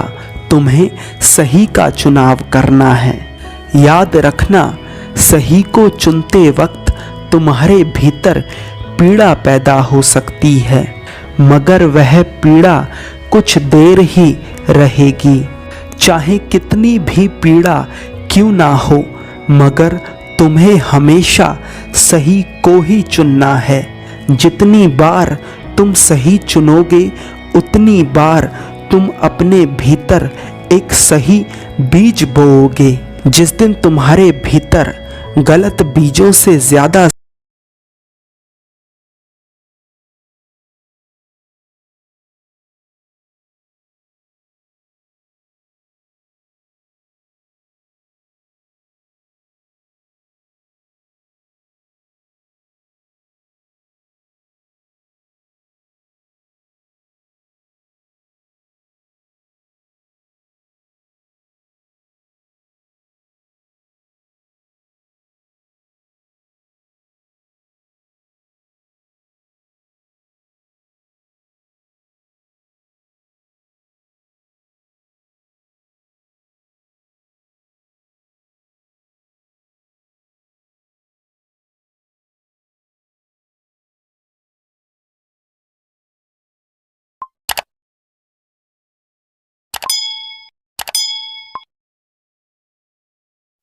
अपमान। कोई व्यक्ति दूसरे का अपमान क्यों करता है? क्या आपने कभी विचार किया है? वैसे तो हम भी बिना कारण बहुतों का अपमान करते हैं। हमारा अपना अपमान भी बहुत बार होता है। संसार का सारा व्यवहार एक दूसरे का अपमान करने पर टिका है। जैसे पति अपनी पत्नी का अपमान करता है, पिता अपनी संतानों का अपमान करता है, नौकरी देने वाला अपने नौकर का अपमान करता है, अर्थात जो भी बलवान है वो निर्बल का अपमान करता है। यदि हम शक्तिमान हैं तो अपमान के बदले में लड़ाई करते हैं, और यदि लड़ने की शक्ति नहीं होती तो हम अपमान सह लेते हैं, स्वयं को निर्बल और असहाय मान लेते हैं। हमें छोटे होने का एहसास होता है। ऐसा प्रतीत होता है जैसे हमारी आत्मा कुचली गई हो। किंतु कोई किसी का अपमान क्यों करता है?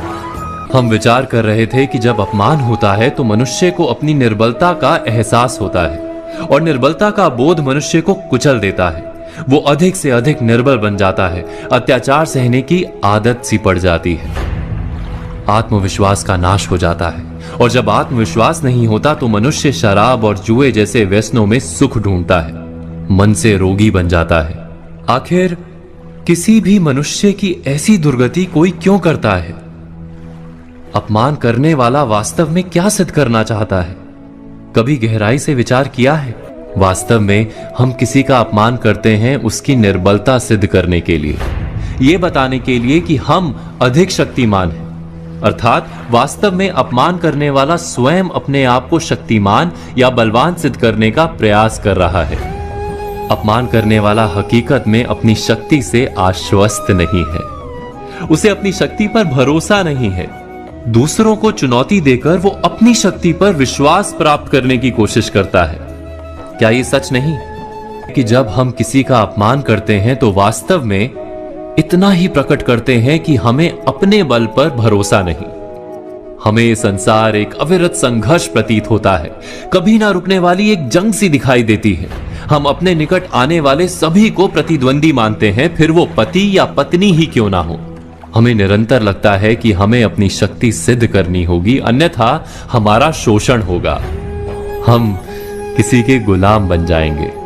किंतु क्या हमने कभी विचार किया है कि दूसरों को प्रतिद्वंदी अर्थात दुश्मन मानने के बदले कलीग मान लें, हमारी सहायता करने वाले सहयोगी मान लें, अर्थात दूसरे व्यक्ति को प्रेम करें तो उसका अपमान करना आवश्यक ही नहीं होगा।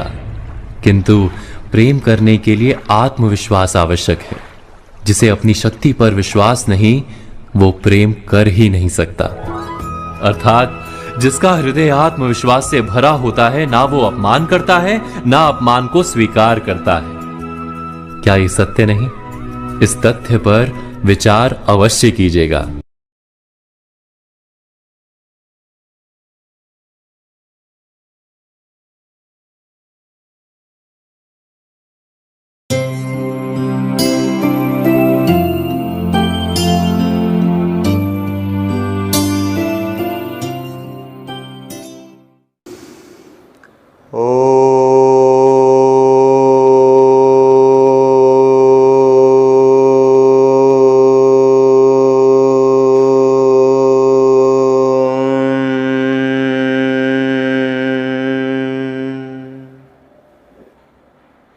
नमस्कार मित्रों, भारतीय संस्कृति पुनर्जागरण ट्रस्ट द्वारा संचालित महर्षि पतंजलि योग भवन में आपका स्वागत है।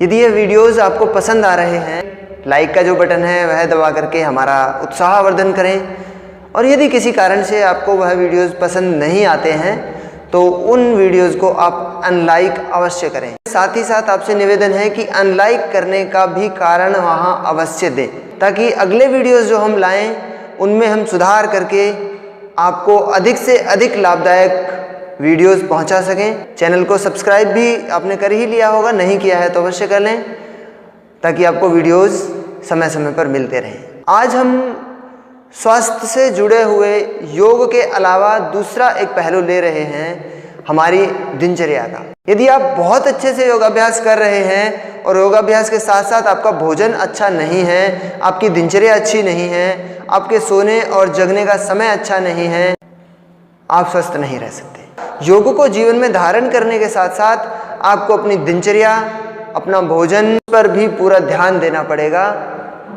तभी आप पूरी तरह से स्वस्थ रह सकते हैं। तो क्या है ऐसी सावधानियां, किन किन बातों का हमें ध्यान रखना चाहिए, कैसा होना चाहिए हमारा भोजन, आज के वीडियो में हम इन्हीं बातों की चर्चा करेंगे। प्रारंभ करेंगे प्रातःकाल उठने के समय से लेकर के। भारतीय परंपरा की यदि बात करें तो प्रातःकाल का समय जो होता है, सूर्य उदय से 1.5 घंटे से लेकर के 2.5 घंटे पूर्व तक हमें उठ जाना चाहिए। सूर्योदय यदि 6 बजे हो रहा है तो हमें 3:30 बजे उठ जाना चाहिए। 3:30 बजे नहीं उठते तो 4 बजे उठ जाना चाहिए। 4 बजे नहीं उठते तो 4:30 बजे उठ जाना चाहिए। बस 4:30 बजे के बाद यदि आप उठ रहे हैं तो आपने जो भारतीय संस्कृति में माना जाता है ब्रह्म मुहूर्त, उसको गंवा दिया। अर्थात उठने का समय जो है सूर्योदय से 2.5 घंटे से लेकर के 1.5 घंटे पूर्व तक का माना जाता है। वह काल ब्रह्म मुहूर्त का काल माना जाता है। सूर्योदय से 2.5 घंटे पूर्व ब्रह्म मुहूर्त प्रारंभ हो जाता है और वह सूर्योदय के 1.5 घंटे पूर्व तक ब्रह्म मुहूर्त ही होता है। उसी ब्रह्म मुहूर्त में आपको उठ जाना चाहिए, बिस्तर का त्याग कर देना चाहिए। आजकल का समय जो है उसमें हमारी जॉब्स, रात में दिन में की जाने वाली यात्राएं, विदेशों तक जाना आना, और इस सब में इतना ज़्यादा उलझ गए हैं हम कि इसका 100% पालन तो कभी नहीं हो पाएगा। तो जितना संभव है उतना तो आप कर ही सकते हैं। मान लीजिए आप महीने में 4-5 दिन बाहर रहते हैं, यात्राएं ज़्यादा करनी पड़ती हों, हो सकता है, लेकिन महीने में 4 दिन, 6 दिन, 10 दिन ऐसे होते होंगे, बाकी दिन तो आप घर पे ही होते हैं। तो बाकी दिन जब घर पे होते हैं तब उस चीज़ का पालन कर लीजिए। यदि आप इतना सा चेंज कर लेते हैं अपने जीवनचर्या में, अपने दिनचर्या में, तो उतना चेंज करने मात्र से आपकी अधिकतम चीज़ें, आपका नाश्ते का समय, आपका दोपहर के भोजन का समय, आपके शाम के भोजन का समय, आपका सोना अपने आप नियंत्रण में आ जाता है। उसके लिए आपको अलग से कोई प्रयास करने की जरूरत नहीं पड़ती है। तो सबसे पहला नियम है ब्रह्म मुहूर्त में उठें। दूसरा, आगे क्या करना है, आप शौचालय जाते हैं, बिस्तर त्यागने के बाद सबसे पहला जो कार्य होता है वह शौचालय का ही होता है। तो बिस्तर त्यागने के तुरंत बाद पानी पिएं। यदि मौसम गर्मी का है तो सामान्य पानी पी सकते हैं या गुनगुना पानी भी ले सकते हैं। यदि मौसम सर्दी का है तो सर्दी में आवश्यक रूप से गर्म पानी ही पिएं। वह दो तरह से लाभकारी है, आपका पेट आसानी से साफ हो जाता है। दूसरा, जिन लोगों को मोटापे की समस्या है उन लोगों को गर्म पानी पीने से मोटापा भी कम होता है। केवल गर्म पानी पीने मात्र से 1.5 से 3 किलो तक वजन आप कम कर सकते हैं 1 महीने में। तो गुनगुना पानी अवश्य पिएं। गर्मी के मौसम में भी आप गुनगुना पानी पी सकते हैं, लेकिन नॉर्मल पानी भी ले सकते हैं। सादा पानी जैसा होता है 25-30 डिग्री सेल्सियस तक का, वह पानी भी आप ले सकते हैं, लेकिन उससे ठंडा पानी आपके डाइजेस्टिव सिस्टम से लेकर के आपके ब्लड सर्कुलेशन सिस्टम तक सारी चीज़ों को नुकसान पहुंचाता है। तो ठंडा पानी, फ्रिज का पानी जो 10 डिग्री 5 डिग्री तक ठंडा होता है, कई बार तो देखा जाता है कि इतना चिल्ड होता है कि वह जमा हुआ सा महसूस हो रहा होता है, वैसा ठंडा पानी आपके शरीर के अंदर हर सिस्टम को गलत रूप से प्रभावित करता है। तो आपको कभी भी 25 डिग्री के नीचे का पानी नहीं पीना चाहिए।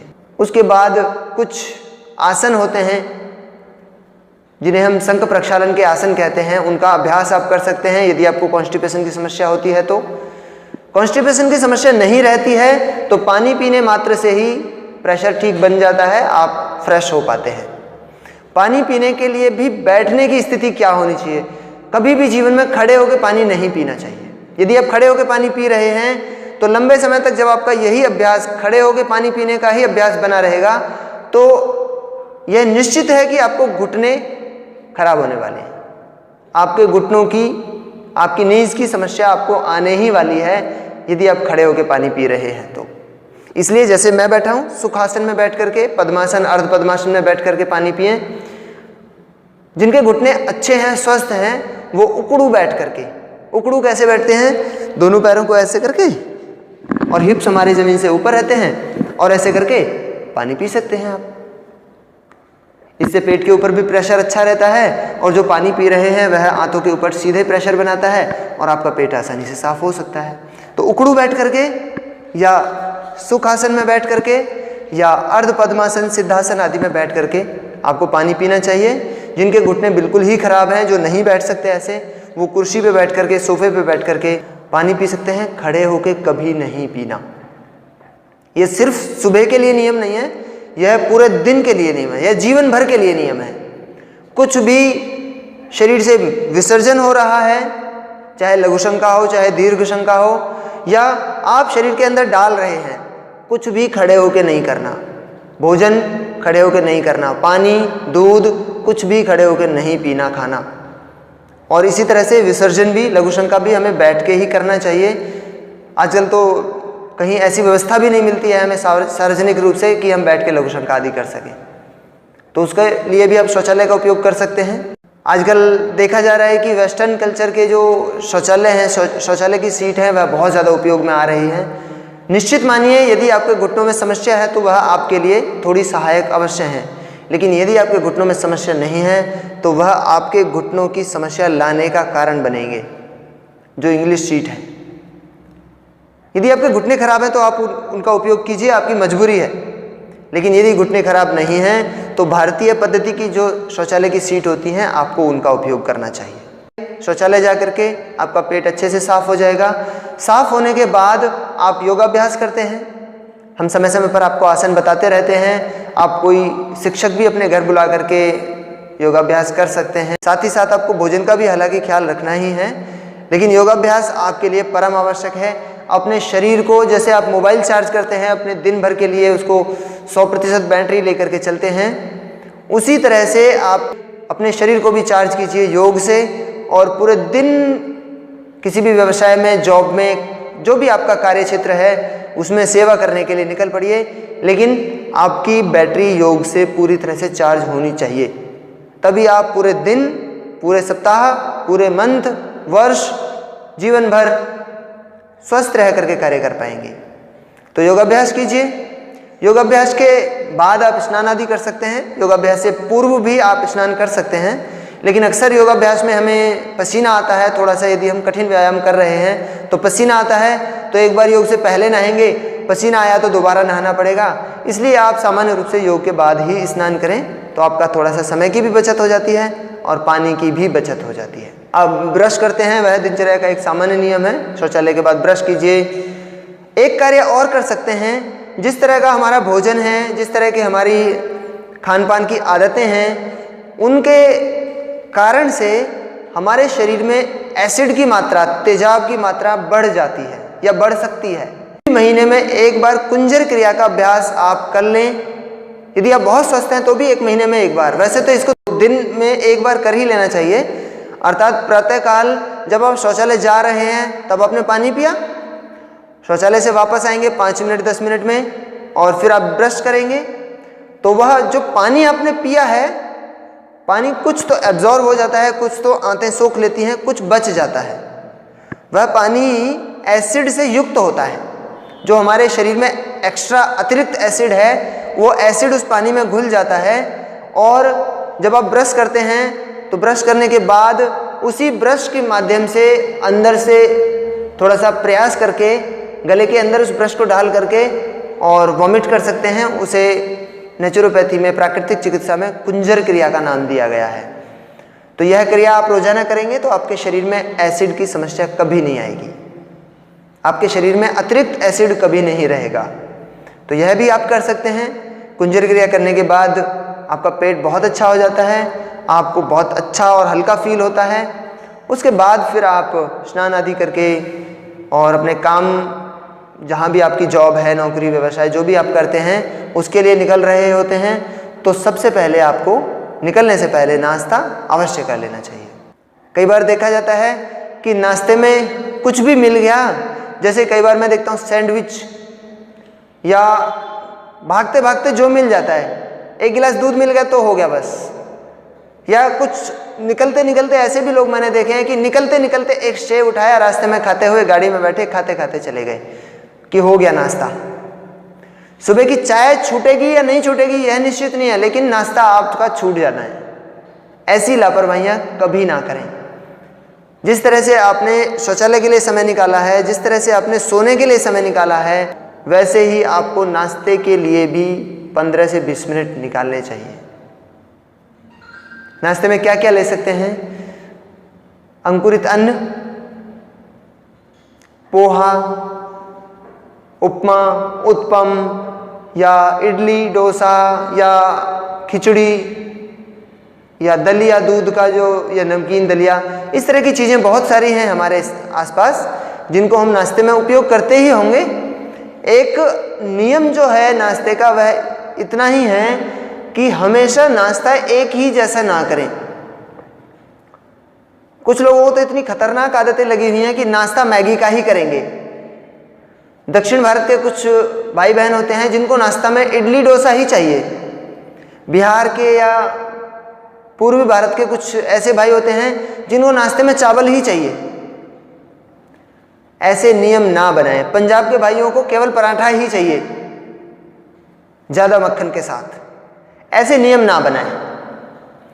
मिला जुला खाएं, प्रत्येक दिन बदल करके खाएं। आपके पास में भारतीय व्यंजन इतने सारे हैं। संसार में सबसे ज़्यादा भोज्य पदार्थ अगर कहीं मिलते हैं तो वो भारत में मिलते हैं। तो आपको सबसे पहले तो विदेशी चीज़ों को, जैसे मैगी हो गया, हॉट डॉग, कोल्ड डॉग, पता नहीं क्या क्या होते हैं, पिज्ज़ा, बर्गर, और इन चीज़ों के ऊपर बिल्कुल भी जाने की आवश्यकता नहीं है। यह आपके लिए अच्छे नहीं है। तो सबसे पहले विदेशी खाने को त्याग दीजिए। दूसरा नियम, हर दिन बदल बदल के, किसी दिन अंकुरित अन्न खाए, गेहूं और मूंग, दोनों को सुबह फिलो दीजिए पानी में, शाम को वो काफ़ी मुलायम हो जाते हैं, फूल करके तैयार हो जाते हैं। पानी को अलग कर दीजिए, उनको उससे निकाल लीजिए, पानी से बाहर निकाल करके एक सूती कपड़े में उनको ऐसे पोटली बना करके रख दीजिए। सुबह तक वो थोड़े थोड़े अंकुरित हो जाते हैं। एक बार पानी में धो करके सीधे उनका सेवन किया जा सकता है। यदि आपको इस तरह से स्वाद में थोड़ा सा अंतर है, नहीं अच्छे लगते हैं, तो उनको थोड़ा सा हल्का सा भाप लगा करके, हल्का सा उबाल करके तब भी लिया जा सकता है। आप उनमें थोड़ा सा चावल डाल करके उनकी खिचड़ी बना सकते हैं। आप थोड़ा सा धनिया और बाकी चीज़ें डाल करके उनको नमकीन, थोड़ा नमक डाल करके और थोड़ा स्वादिष्ट बना सकते हैं। इस तरह से उनको किसी तरह से भी आप उपयोग कर सकते हैं। उनका नाश्ता कीजिए। किसी दिन गेहूं का दलिया दूध डाल करके, थोड़ा सा गुड़ डाल करके उसको मीठा करके उसका सेवन कीजिए। या खिचड़ी किसी दिन बना सकते हैं, जैसा मैंने पहले ऑप्शन दिया आपको। इडली डोसा भी खाया जा सकता है, ऐसा नहीं है, लेकिन वो घर का ही बना हुआ हो, बाहर का बना हुआ ना हो। और दूसरे उसको प्रतिदिन नहीं खाना, किसी भी चीज़ को प्रतिदिन नहीं खाना। साथ ही साथ भोजन के साथ में, जैसे आपने नाश्ता कर लिया कोई भी एक चीज़, जैसे आपने पोहा खाया नाश्ते में, तो पोहा के साथ में आप दही ले सकते हैं। या और भी जो चीज़ें आप खाते हैं, दूध की कोई चीज़ यदि नहीं है तो उसके साथ में आप दही का सेवन कर सकते हैं। दलिया है, दलिया में दूध आपने डाला है तो दही का सेवन कभी नहीं करना। लेकिन यदि आप दलिया नहीं खा रहे हैं, खिचड़ी खा रहे हैं, पोहा खा रहे हैं, अंकुरित अन्न खा रहे हैं, तो आप उसके साथ में दही का सेवन कर सकते हैं। यदि आप दलिया खा रहे हैं तो दलिया के साथ आप किसी फल का जूस ले सकते हैं, रस ले सकते हैं जो कि खट्टा ना हो। जैसे यदि आपने दूध का दलिया खाया है तो उसमें संतरे या मौसम्बी का रस नहीं ले सकते, जूस नहीं ले सकते। अनार का जूस ले सकते हैं, गन्ने का जूस ले सकते हैं, अंगूर का, सेब का, इन सब का जूस ले सकते हैं। अनानास का नहीं ले सकते। कोई भी खट्टा जूस दूध के प्रोडक्ट के साथ नहीं लेना है आपको। तो इस तरह से आपका नाश्ता पूरा हो जाता है। नाश्ते का समय यदि हम देखें तो सूर्योदय के 2.5 घंटे के अंदर हमें नाश्ता कर लेना चाहिए। मान लीजिए अभी 6 बजे सूर्योदय हो रहा है, यदि सूर्योदय 6 बजे हो रहा है तो 6 बजे के हिसाब से हमें 8:30 तक नाश्ता कर लेना चाहिए। यदि हम ब्रह्म मुहूर्त में उठे हैं तो आपको नीचे के नियम भी ध्यान रखने पड़ेंगे। ऐसा नहीं कि आप सूर्योदय 6 बजे हो रहा है, आप 7:30 बजे उठ रहे हैं और 8:30 बजे नाश्ता कर ले रहे हैं। ना तो आपका शौचालय हो पाएगा ठीक से, ना आपका व्यायाम हो पाएगा, ना आपका स्नान हो पाएगा। आप ये कहोगे कि 2.5 घंटे के अंदर नाश्ता करने को बोला है, 7 बजे उठे, 8:30 बजे नाश्ता कर लिया। ऐसे नहीं। ब्रह्म मुहूर्त में यदि आप उठ रहे हैं तो सूर्योदय के 2.5 घंटे के अंदर आपको नाश्ता कर लेना चाहिए। यदि आप थोड़े से लेट उठ रहे हैं अपनी बाकी दिनचर्या, नौकरी या व्यवसाय की वजह से, तो उस हिसाब से फिर अपना बाकी जो कार्य हैं, शौचालय, योगाभ्यास, स्नान आदि, उसके बाद फिर नाश्ता करेंगे। लेकिन प्रयास करें कि आप नाश्ता सूर्योदय के 2.5 घंटे के अंदर कर लें। और जो जो आपको विकल्प दिए गए हैं उन विकल्पों में से कुछ भी आप चयन कर सकते हैं। एक बार नाश्ता करने के बाद कम से कम 4 घंटे का गैप देना चाहिए। 4 घंटे का गैप आप देंगे, भोजन आपका जो आपने लिया है वो पूरी तरह से पच जाएगा और आपका पेट खाली हो जाएगा, आपका जो स्टमक है वह खाली हो जाएगा और उसके बाद आपको अच्छी भूख लगेगी।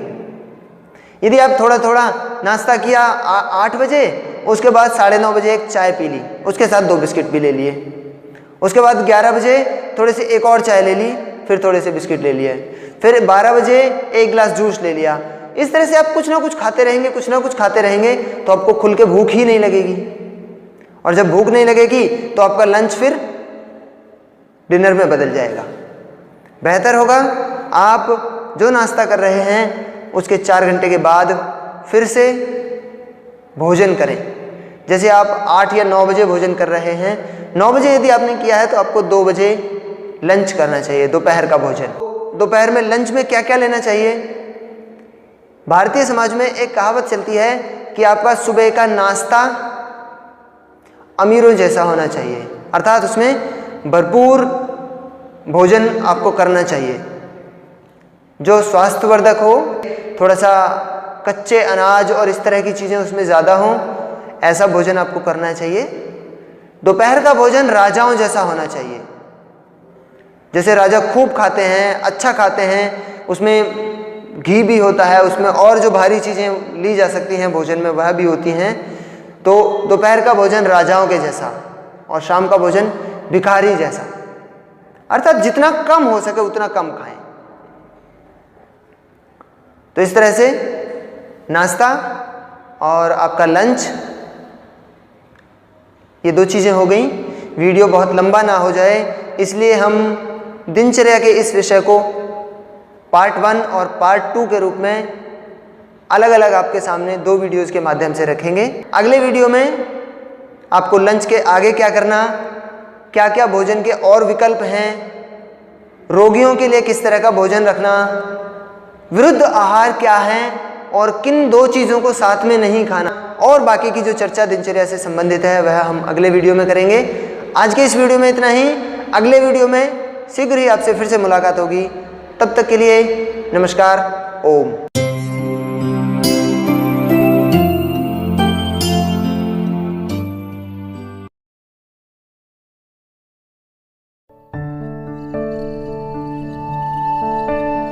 जहां हमारी इज्जत नहीं होती है ना, वहां पर जाने का मन ही नहीं करता। जो इंसान हमारी वैल्यू नहीं करता, हमारी कदर नहीं करता, हमारी इज्जत नहीं करता, उसके साथ कोई रिश्ता रखने का मन ही नहीं करता। कहते हैं ना, जिस इंसान की कोई इज्जत नहीं करता वो इंसान जिंदा होकर भी मर जाता है, और जिस इंसान की सब इज्जत करते हैं वो इंसान मरने के बाद भी सबके दिलों में जिंदा रहता है। चाहे प्यार हो, घर हो, समाज हो, जहां आपकी इज्जत है आपको खुशी भी वहां ही मिलती है, आपका मन भी वहां लगता है। जहां आपकी इज्जत ही नहीं है, कोई वैल्यू ही नहीं है, वहां आपका मन कभी खुश नहीं हो सकता। पर ऐसा क्यों होता है? कुछ लोगों की सब बहुत इज्जत करते हैं और कुछ लोगों की बिल्कुल भी इज्जत नहीं होती है। अगर आप भी चाहते हैं कि सब आपकी इज्जत करें, आपकी कदर करें, आपकी वैल्यू करें, तो ये 5 बातें आप अपनी जिंदगी में अपना लो। देखना आपकी जिंदगी पूरी तरह से बदल जाएगी। सब आपकी इज्जत करेंगे, सब आपकी वैल्यू करेंगे। सबसे पहली बात, लोगों के साथ अच्छा बिहेवियर करना सीखें। हर इंसान ये तो चाहता है कि मेरे साथ सब अच्छा चले, पर क्या हमें दूसरों के साथ अच्छा चलना आता है? 2 तरह के लोग होते हैं। एक वो जो कहीं जाते हैं ना तो उनके जाने से खुशियां आ जाती हैं, सब लोग बहुत खुश हो जाते हैं कि वो इंसान हमारे पास आया है। और दूसरे वो जो कहीं से होकर चले जाते हैं तो उनके वहां से जाने की वजह से लोग खुश होते हैं कि अच्छा हुआ कि ये आफत टली, कि ये मुसीबत चली गई यहां से। ऐसी पर्सनैलिटी नहीं बनानी चाहिए कि लोग आपसे परेशान होते रहें या आपसे दूर भागते रहें। अपने आप को ऐसा बनाओ कि लोग आपसे बात करने के लिए तरसें, आपके पास आने के लिए तरसें। उसके लिए सबसे ज्यादा जरूरी है कि आप उनके साथ कैसे चलते हैं। मैंने देखा है बहुत से लोगों को, उनको कुछ सामान खरीदना होता है या कोई चीज लेनी होती है तो उनकी दुकान बंधी हुई होती है। उनसे पूछो तुम इसी दुकानदार के पास क्यों जाते हो, तो वो कहते हैं कि इस दुकानदार का व्यवहार बहुत अच्छा है, पैसा अपनी जगह, व्यापार अपनी जगह, पर ये जो व्यवहार करता है ना, जो इसका बिहेवियर है, उससे ये दिल जीत लेता है। हमको किसी और के पास जाने का मन ही नहीं करता, ट्रस्ट हो गया है, इस पे विश्वास हो गया है। तो आप ऐसा बिहेवियर बनाएं कि लोग आपके पास बार बार आना चाहें, हर बार आपसे मिलकर लोगों को खुशी हो, ना कि लोगों को आपसे मिलकर सर का दर्द होने लगे। और इसी पहली बात को बेहतर बनाने के लिए बहुत जरूरी है दूसरी बात, वो ये है कि आप अपनी वाणी को मधुर बनाएं, आपकी वाणी में मिठास हो। कहते हैं ना, if you don't have money in your pocket must have Honey on your tongue. अगर आपके पास जेब में पैसा ना भी हो ना, और अगर आपकी वाणी में मिठास है, तो भी सब लोग आपकी इज्जत करेंगे। मीठी वाणी का ये मतलब नहीं है कि किसी की चापलूसी करना। मीठी वाणी का मतलब यह है कि आपकी वाणी में कड़वाहट ना हो। कहते हैं ना, ये जुबान ही है जो इंसान को अर्श पर भी पहुंचा सकती है, और फर्श पर भी गिरा सकती है। ये जुबान ही है जो दो बिछड़े दिलों को मिला सकती है, और ये जुबान ही है जो दो मिले हुए दिलों को भी अलग कर सकती है। आपकी वाणी में, आपके शब्दों में इतनी ताकत है कि आप किसी इंसान की जिंदगी बना भी सकते हैं और बिगाड़ भी सकते हैं।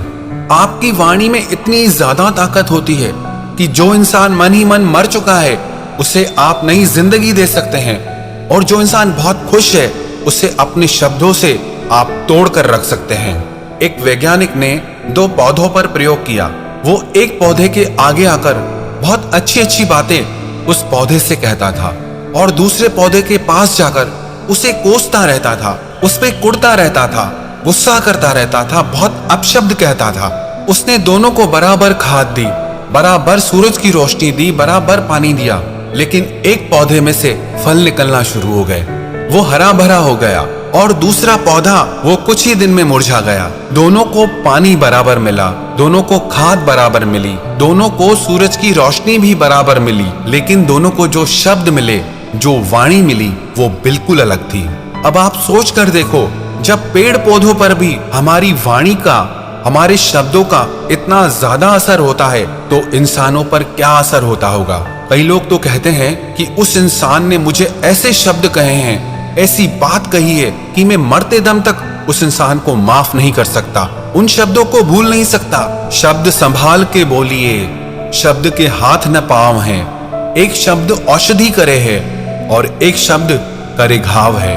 यही शब्द किसी के दिल पे औषधि का लेप कर देते हैं, और यही शब्द किसी के दिल पर घाव कर देते हैं। तो ये बहुत ज्यादा जरूरी है कि आप अपनी वाणी को ऐसा बनाएं कि आपकी वाणी को सुनते ही लोगों का मन आपको चाहने लगे, आपको पसंद करने लगे। आपके सामने ही नहीं, आपके पीठ पीछे भी लोग आपकी तारीफ करने लगे। इसीलिए आप कहीं भी कभी भी कुछ भी नहीं कह सकते। जो इंसान वाणी की कला सीख गया ना, समझो वो दिलों पे राज करना सीख गया। और तीसरी बात यह है कि आप जरूरतमंद लोगों की मदद करें, जिसे वाकई में जरूरत है, जो तकलीफ में है, जो परेशान है। अगर आप उस इंसान की उस समय पर मदद करते हैं ना, जब उसका कोई साथ नहीं दे रहा, जब वो सच में परेशानी में है, विश्वास रखना वो सारी जिंदगी आपके गुण गाएगा, हर इंसान के सामने आपकी बड़ाई करेगा। आपने तो सिर्फ उसके साथ एक बार अच्छाई की, लेकिन आपकी इस अच्छाई का बदला वो आपको सारी जिंदगी चुकाता रहेगा, हर इंसान को ये बोलकर कि आप कितने अच्छे इंसान हैं। हाँ, कुछ लोग ऐसे होते हैं जो एहसान फरामोश होते हैं, जो आपके किए की वैल्यू नहीं करते, पर अधिकतर लोग ऐसे होते हैं, अगर आप उनके मुसीबत के वक्त में, मुश्किल के वक्त में उनका साथ देते हैं, तो वो आपकी अच्छाई कभी नहीं भूलते। क्योंकि मुसीबत के वक्त में जो इंसान का साथ छोड़ता है और जो उस इंसान का साथ देता है, वो इंसान उन्हें कभी नहीं भूल सकता। चौथी बात, दूसरों को इज्जत देना सीखें और खुद की इज्जत करना सीखें। जब तक आप दूसरों को इज्जत नहीं देंगे ना, तब तक आपको भी वो इज्जत नहीं मिलने वाली। लेकिन ये ख्याल रहे कि सबसे पहले आप खुद की इज्जत खुद करते हो, आप खुद की वैल्यू खुद करते हो। अगर आप ही खुद की इज्जत नहीं करते, खुद की वैल्यू नहीं करते, तो कोई और आपकी वैल्यू क्या करेगा, आपकी इज्जत क्या करेगा। जो इंसान खुद की इज्जत करता है ना, उसकी पर्सनैलिटी में वो बात दिखती है कि ये इंसान खुद को पसंद करता है। वो एक खुशी और उत्साह की एनर्जी से घिरा हुआ होता है, ऐसे देवदास बनकर नहीं बैठा होता, क्योंकि वो खुद से प्यार करता है, खुद की इज्जत करता है, इसीलिए वो खुद को दुखी नहीं कर सकता। तो लोगों को इज्जत देना सीखें और आप खुद की भी इज्जत करना सीखें। और पांचवी बात, अपने सुंदर भविष्य के लिए, अपने परिवार के लिए और अपने समाज के लिए हमेशा बेहतर कार्य करते रहें। उसी इंसान को लोग चाहते हैं जो दूसरों के लिए कुछ करता है। जो किसी के लिए कुछ नहीं करता ना, वो इंसान किसी को अच्छा नहीं लगता। आपके खुद के ही बच्चे क्यों ना हो, अगर वो ना पढ़ाई करे, ना कोई काम करें, कुछ भी ना करें, तो आपको उनसे भी प्रॉब्लम होने लगती है कि हमारे बच्चे कुछ करते ही नहीं हैं। जो इंसान अपने सुंदर भविष्य के लिए मेहनत करता है, अपने परिवार के लिए कुछ न कुछ करता रहता है और समय समय पर अपने समाज के लिए भी कुछ न कुछ करता है, उसे सब प्यार करते हैं, सब उसकी इज्जत करते हैं। समाज में उसी इंसान की इज्जत होती है जो समाज के लिए कुछ न कुछ योगदान करता है। जो आप लोगों को देंगे, जो आप समाज को देंगे, वही आपके पास लौट कर आने वाला है। इसीलिए अगर आप चाहते हैं कि आपकी सब लोग इज्जत करें, सब लोग आपकी वैल्यू करें, कदर करें, तो ये 5 बातें आप अपनी जिंदगी में अपना लें। पहली बात, आप लोगों के साथ अपना बिहेवियर अच्छा रखें। दूसरी बात, आपकी वाणी ऐसी हो जो लोगों के दिलों को छू जाए। तीसरी बात, जो इंसान तकलीफ में हो, परेशानी में हो, उसकी मदद करें। चौथी बात, लोगों की इज्जत करना सीखें। 5वीं बात, खुद के लिए, परिवार के लिए, समाज के लिए अच्छे काम आप हमेशा करते रहें। अगर ये 5 बातें आपने अपनी जिंदगी में हमेशा के लिए अपना ली तो विश्वास रखना, आपको अपनी इज्जत के लिए, वैल्यू के लिए, कदर के लिए कभी किसी के आगे रोना नहीं पड़ेगा। क्योंकि जिस इंसान में ये सारी क्वालिटीज होती हैं, ये सारी बातें होती हैं, उसकी हर इंसान इज्जत करता है।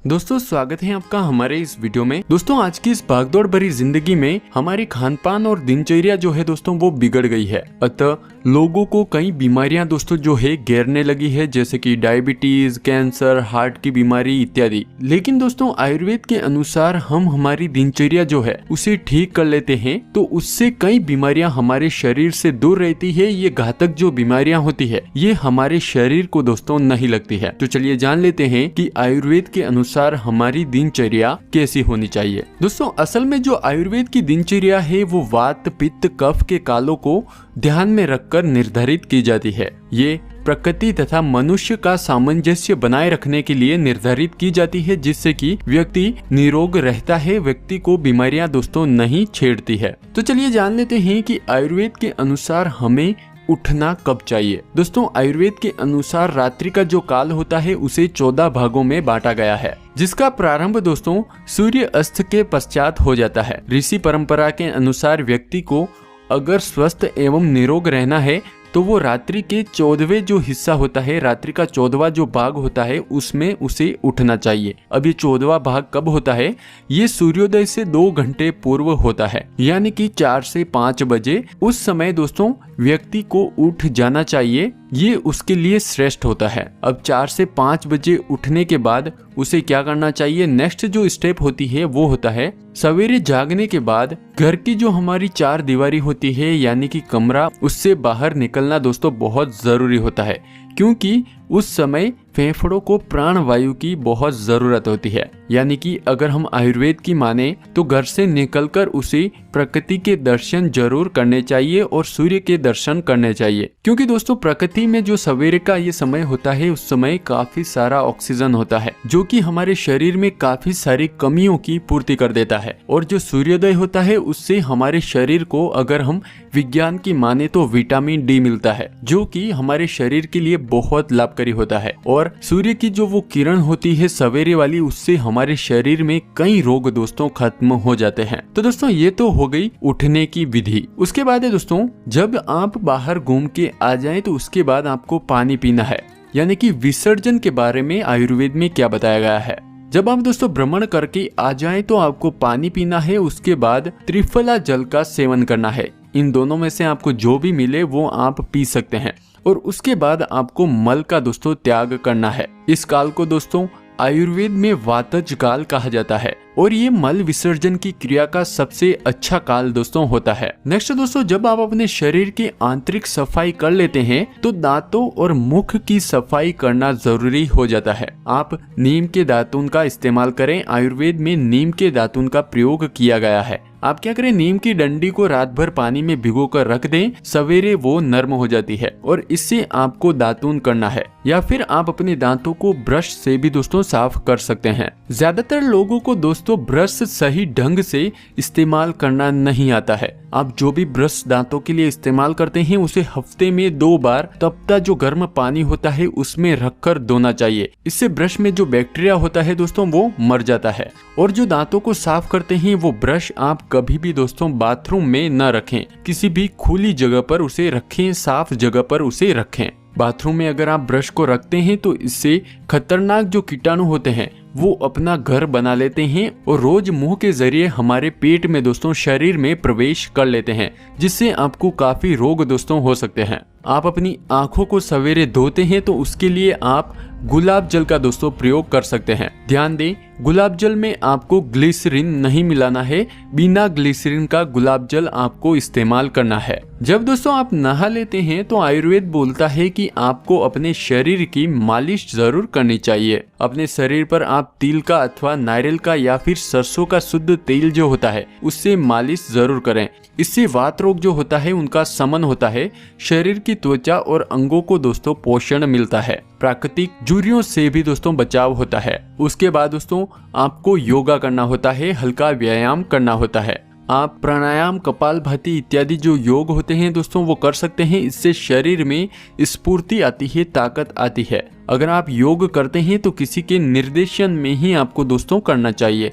उसके बाद दोस्तों आयुर्वेद बोलता है कि आपको स्नान करना चाहिए। अब दोस्तों आयुर्वेद में स्नान के बारे में क्या बताया गया है कि सिर के नीचे का जो हिस्सा होता है उसे गर्म पानी से धोना चाहिए या फिर गुनगुना जो पानी होता है उससे स्नान करना चाहिए।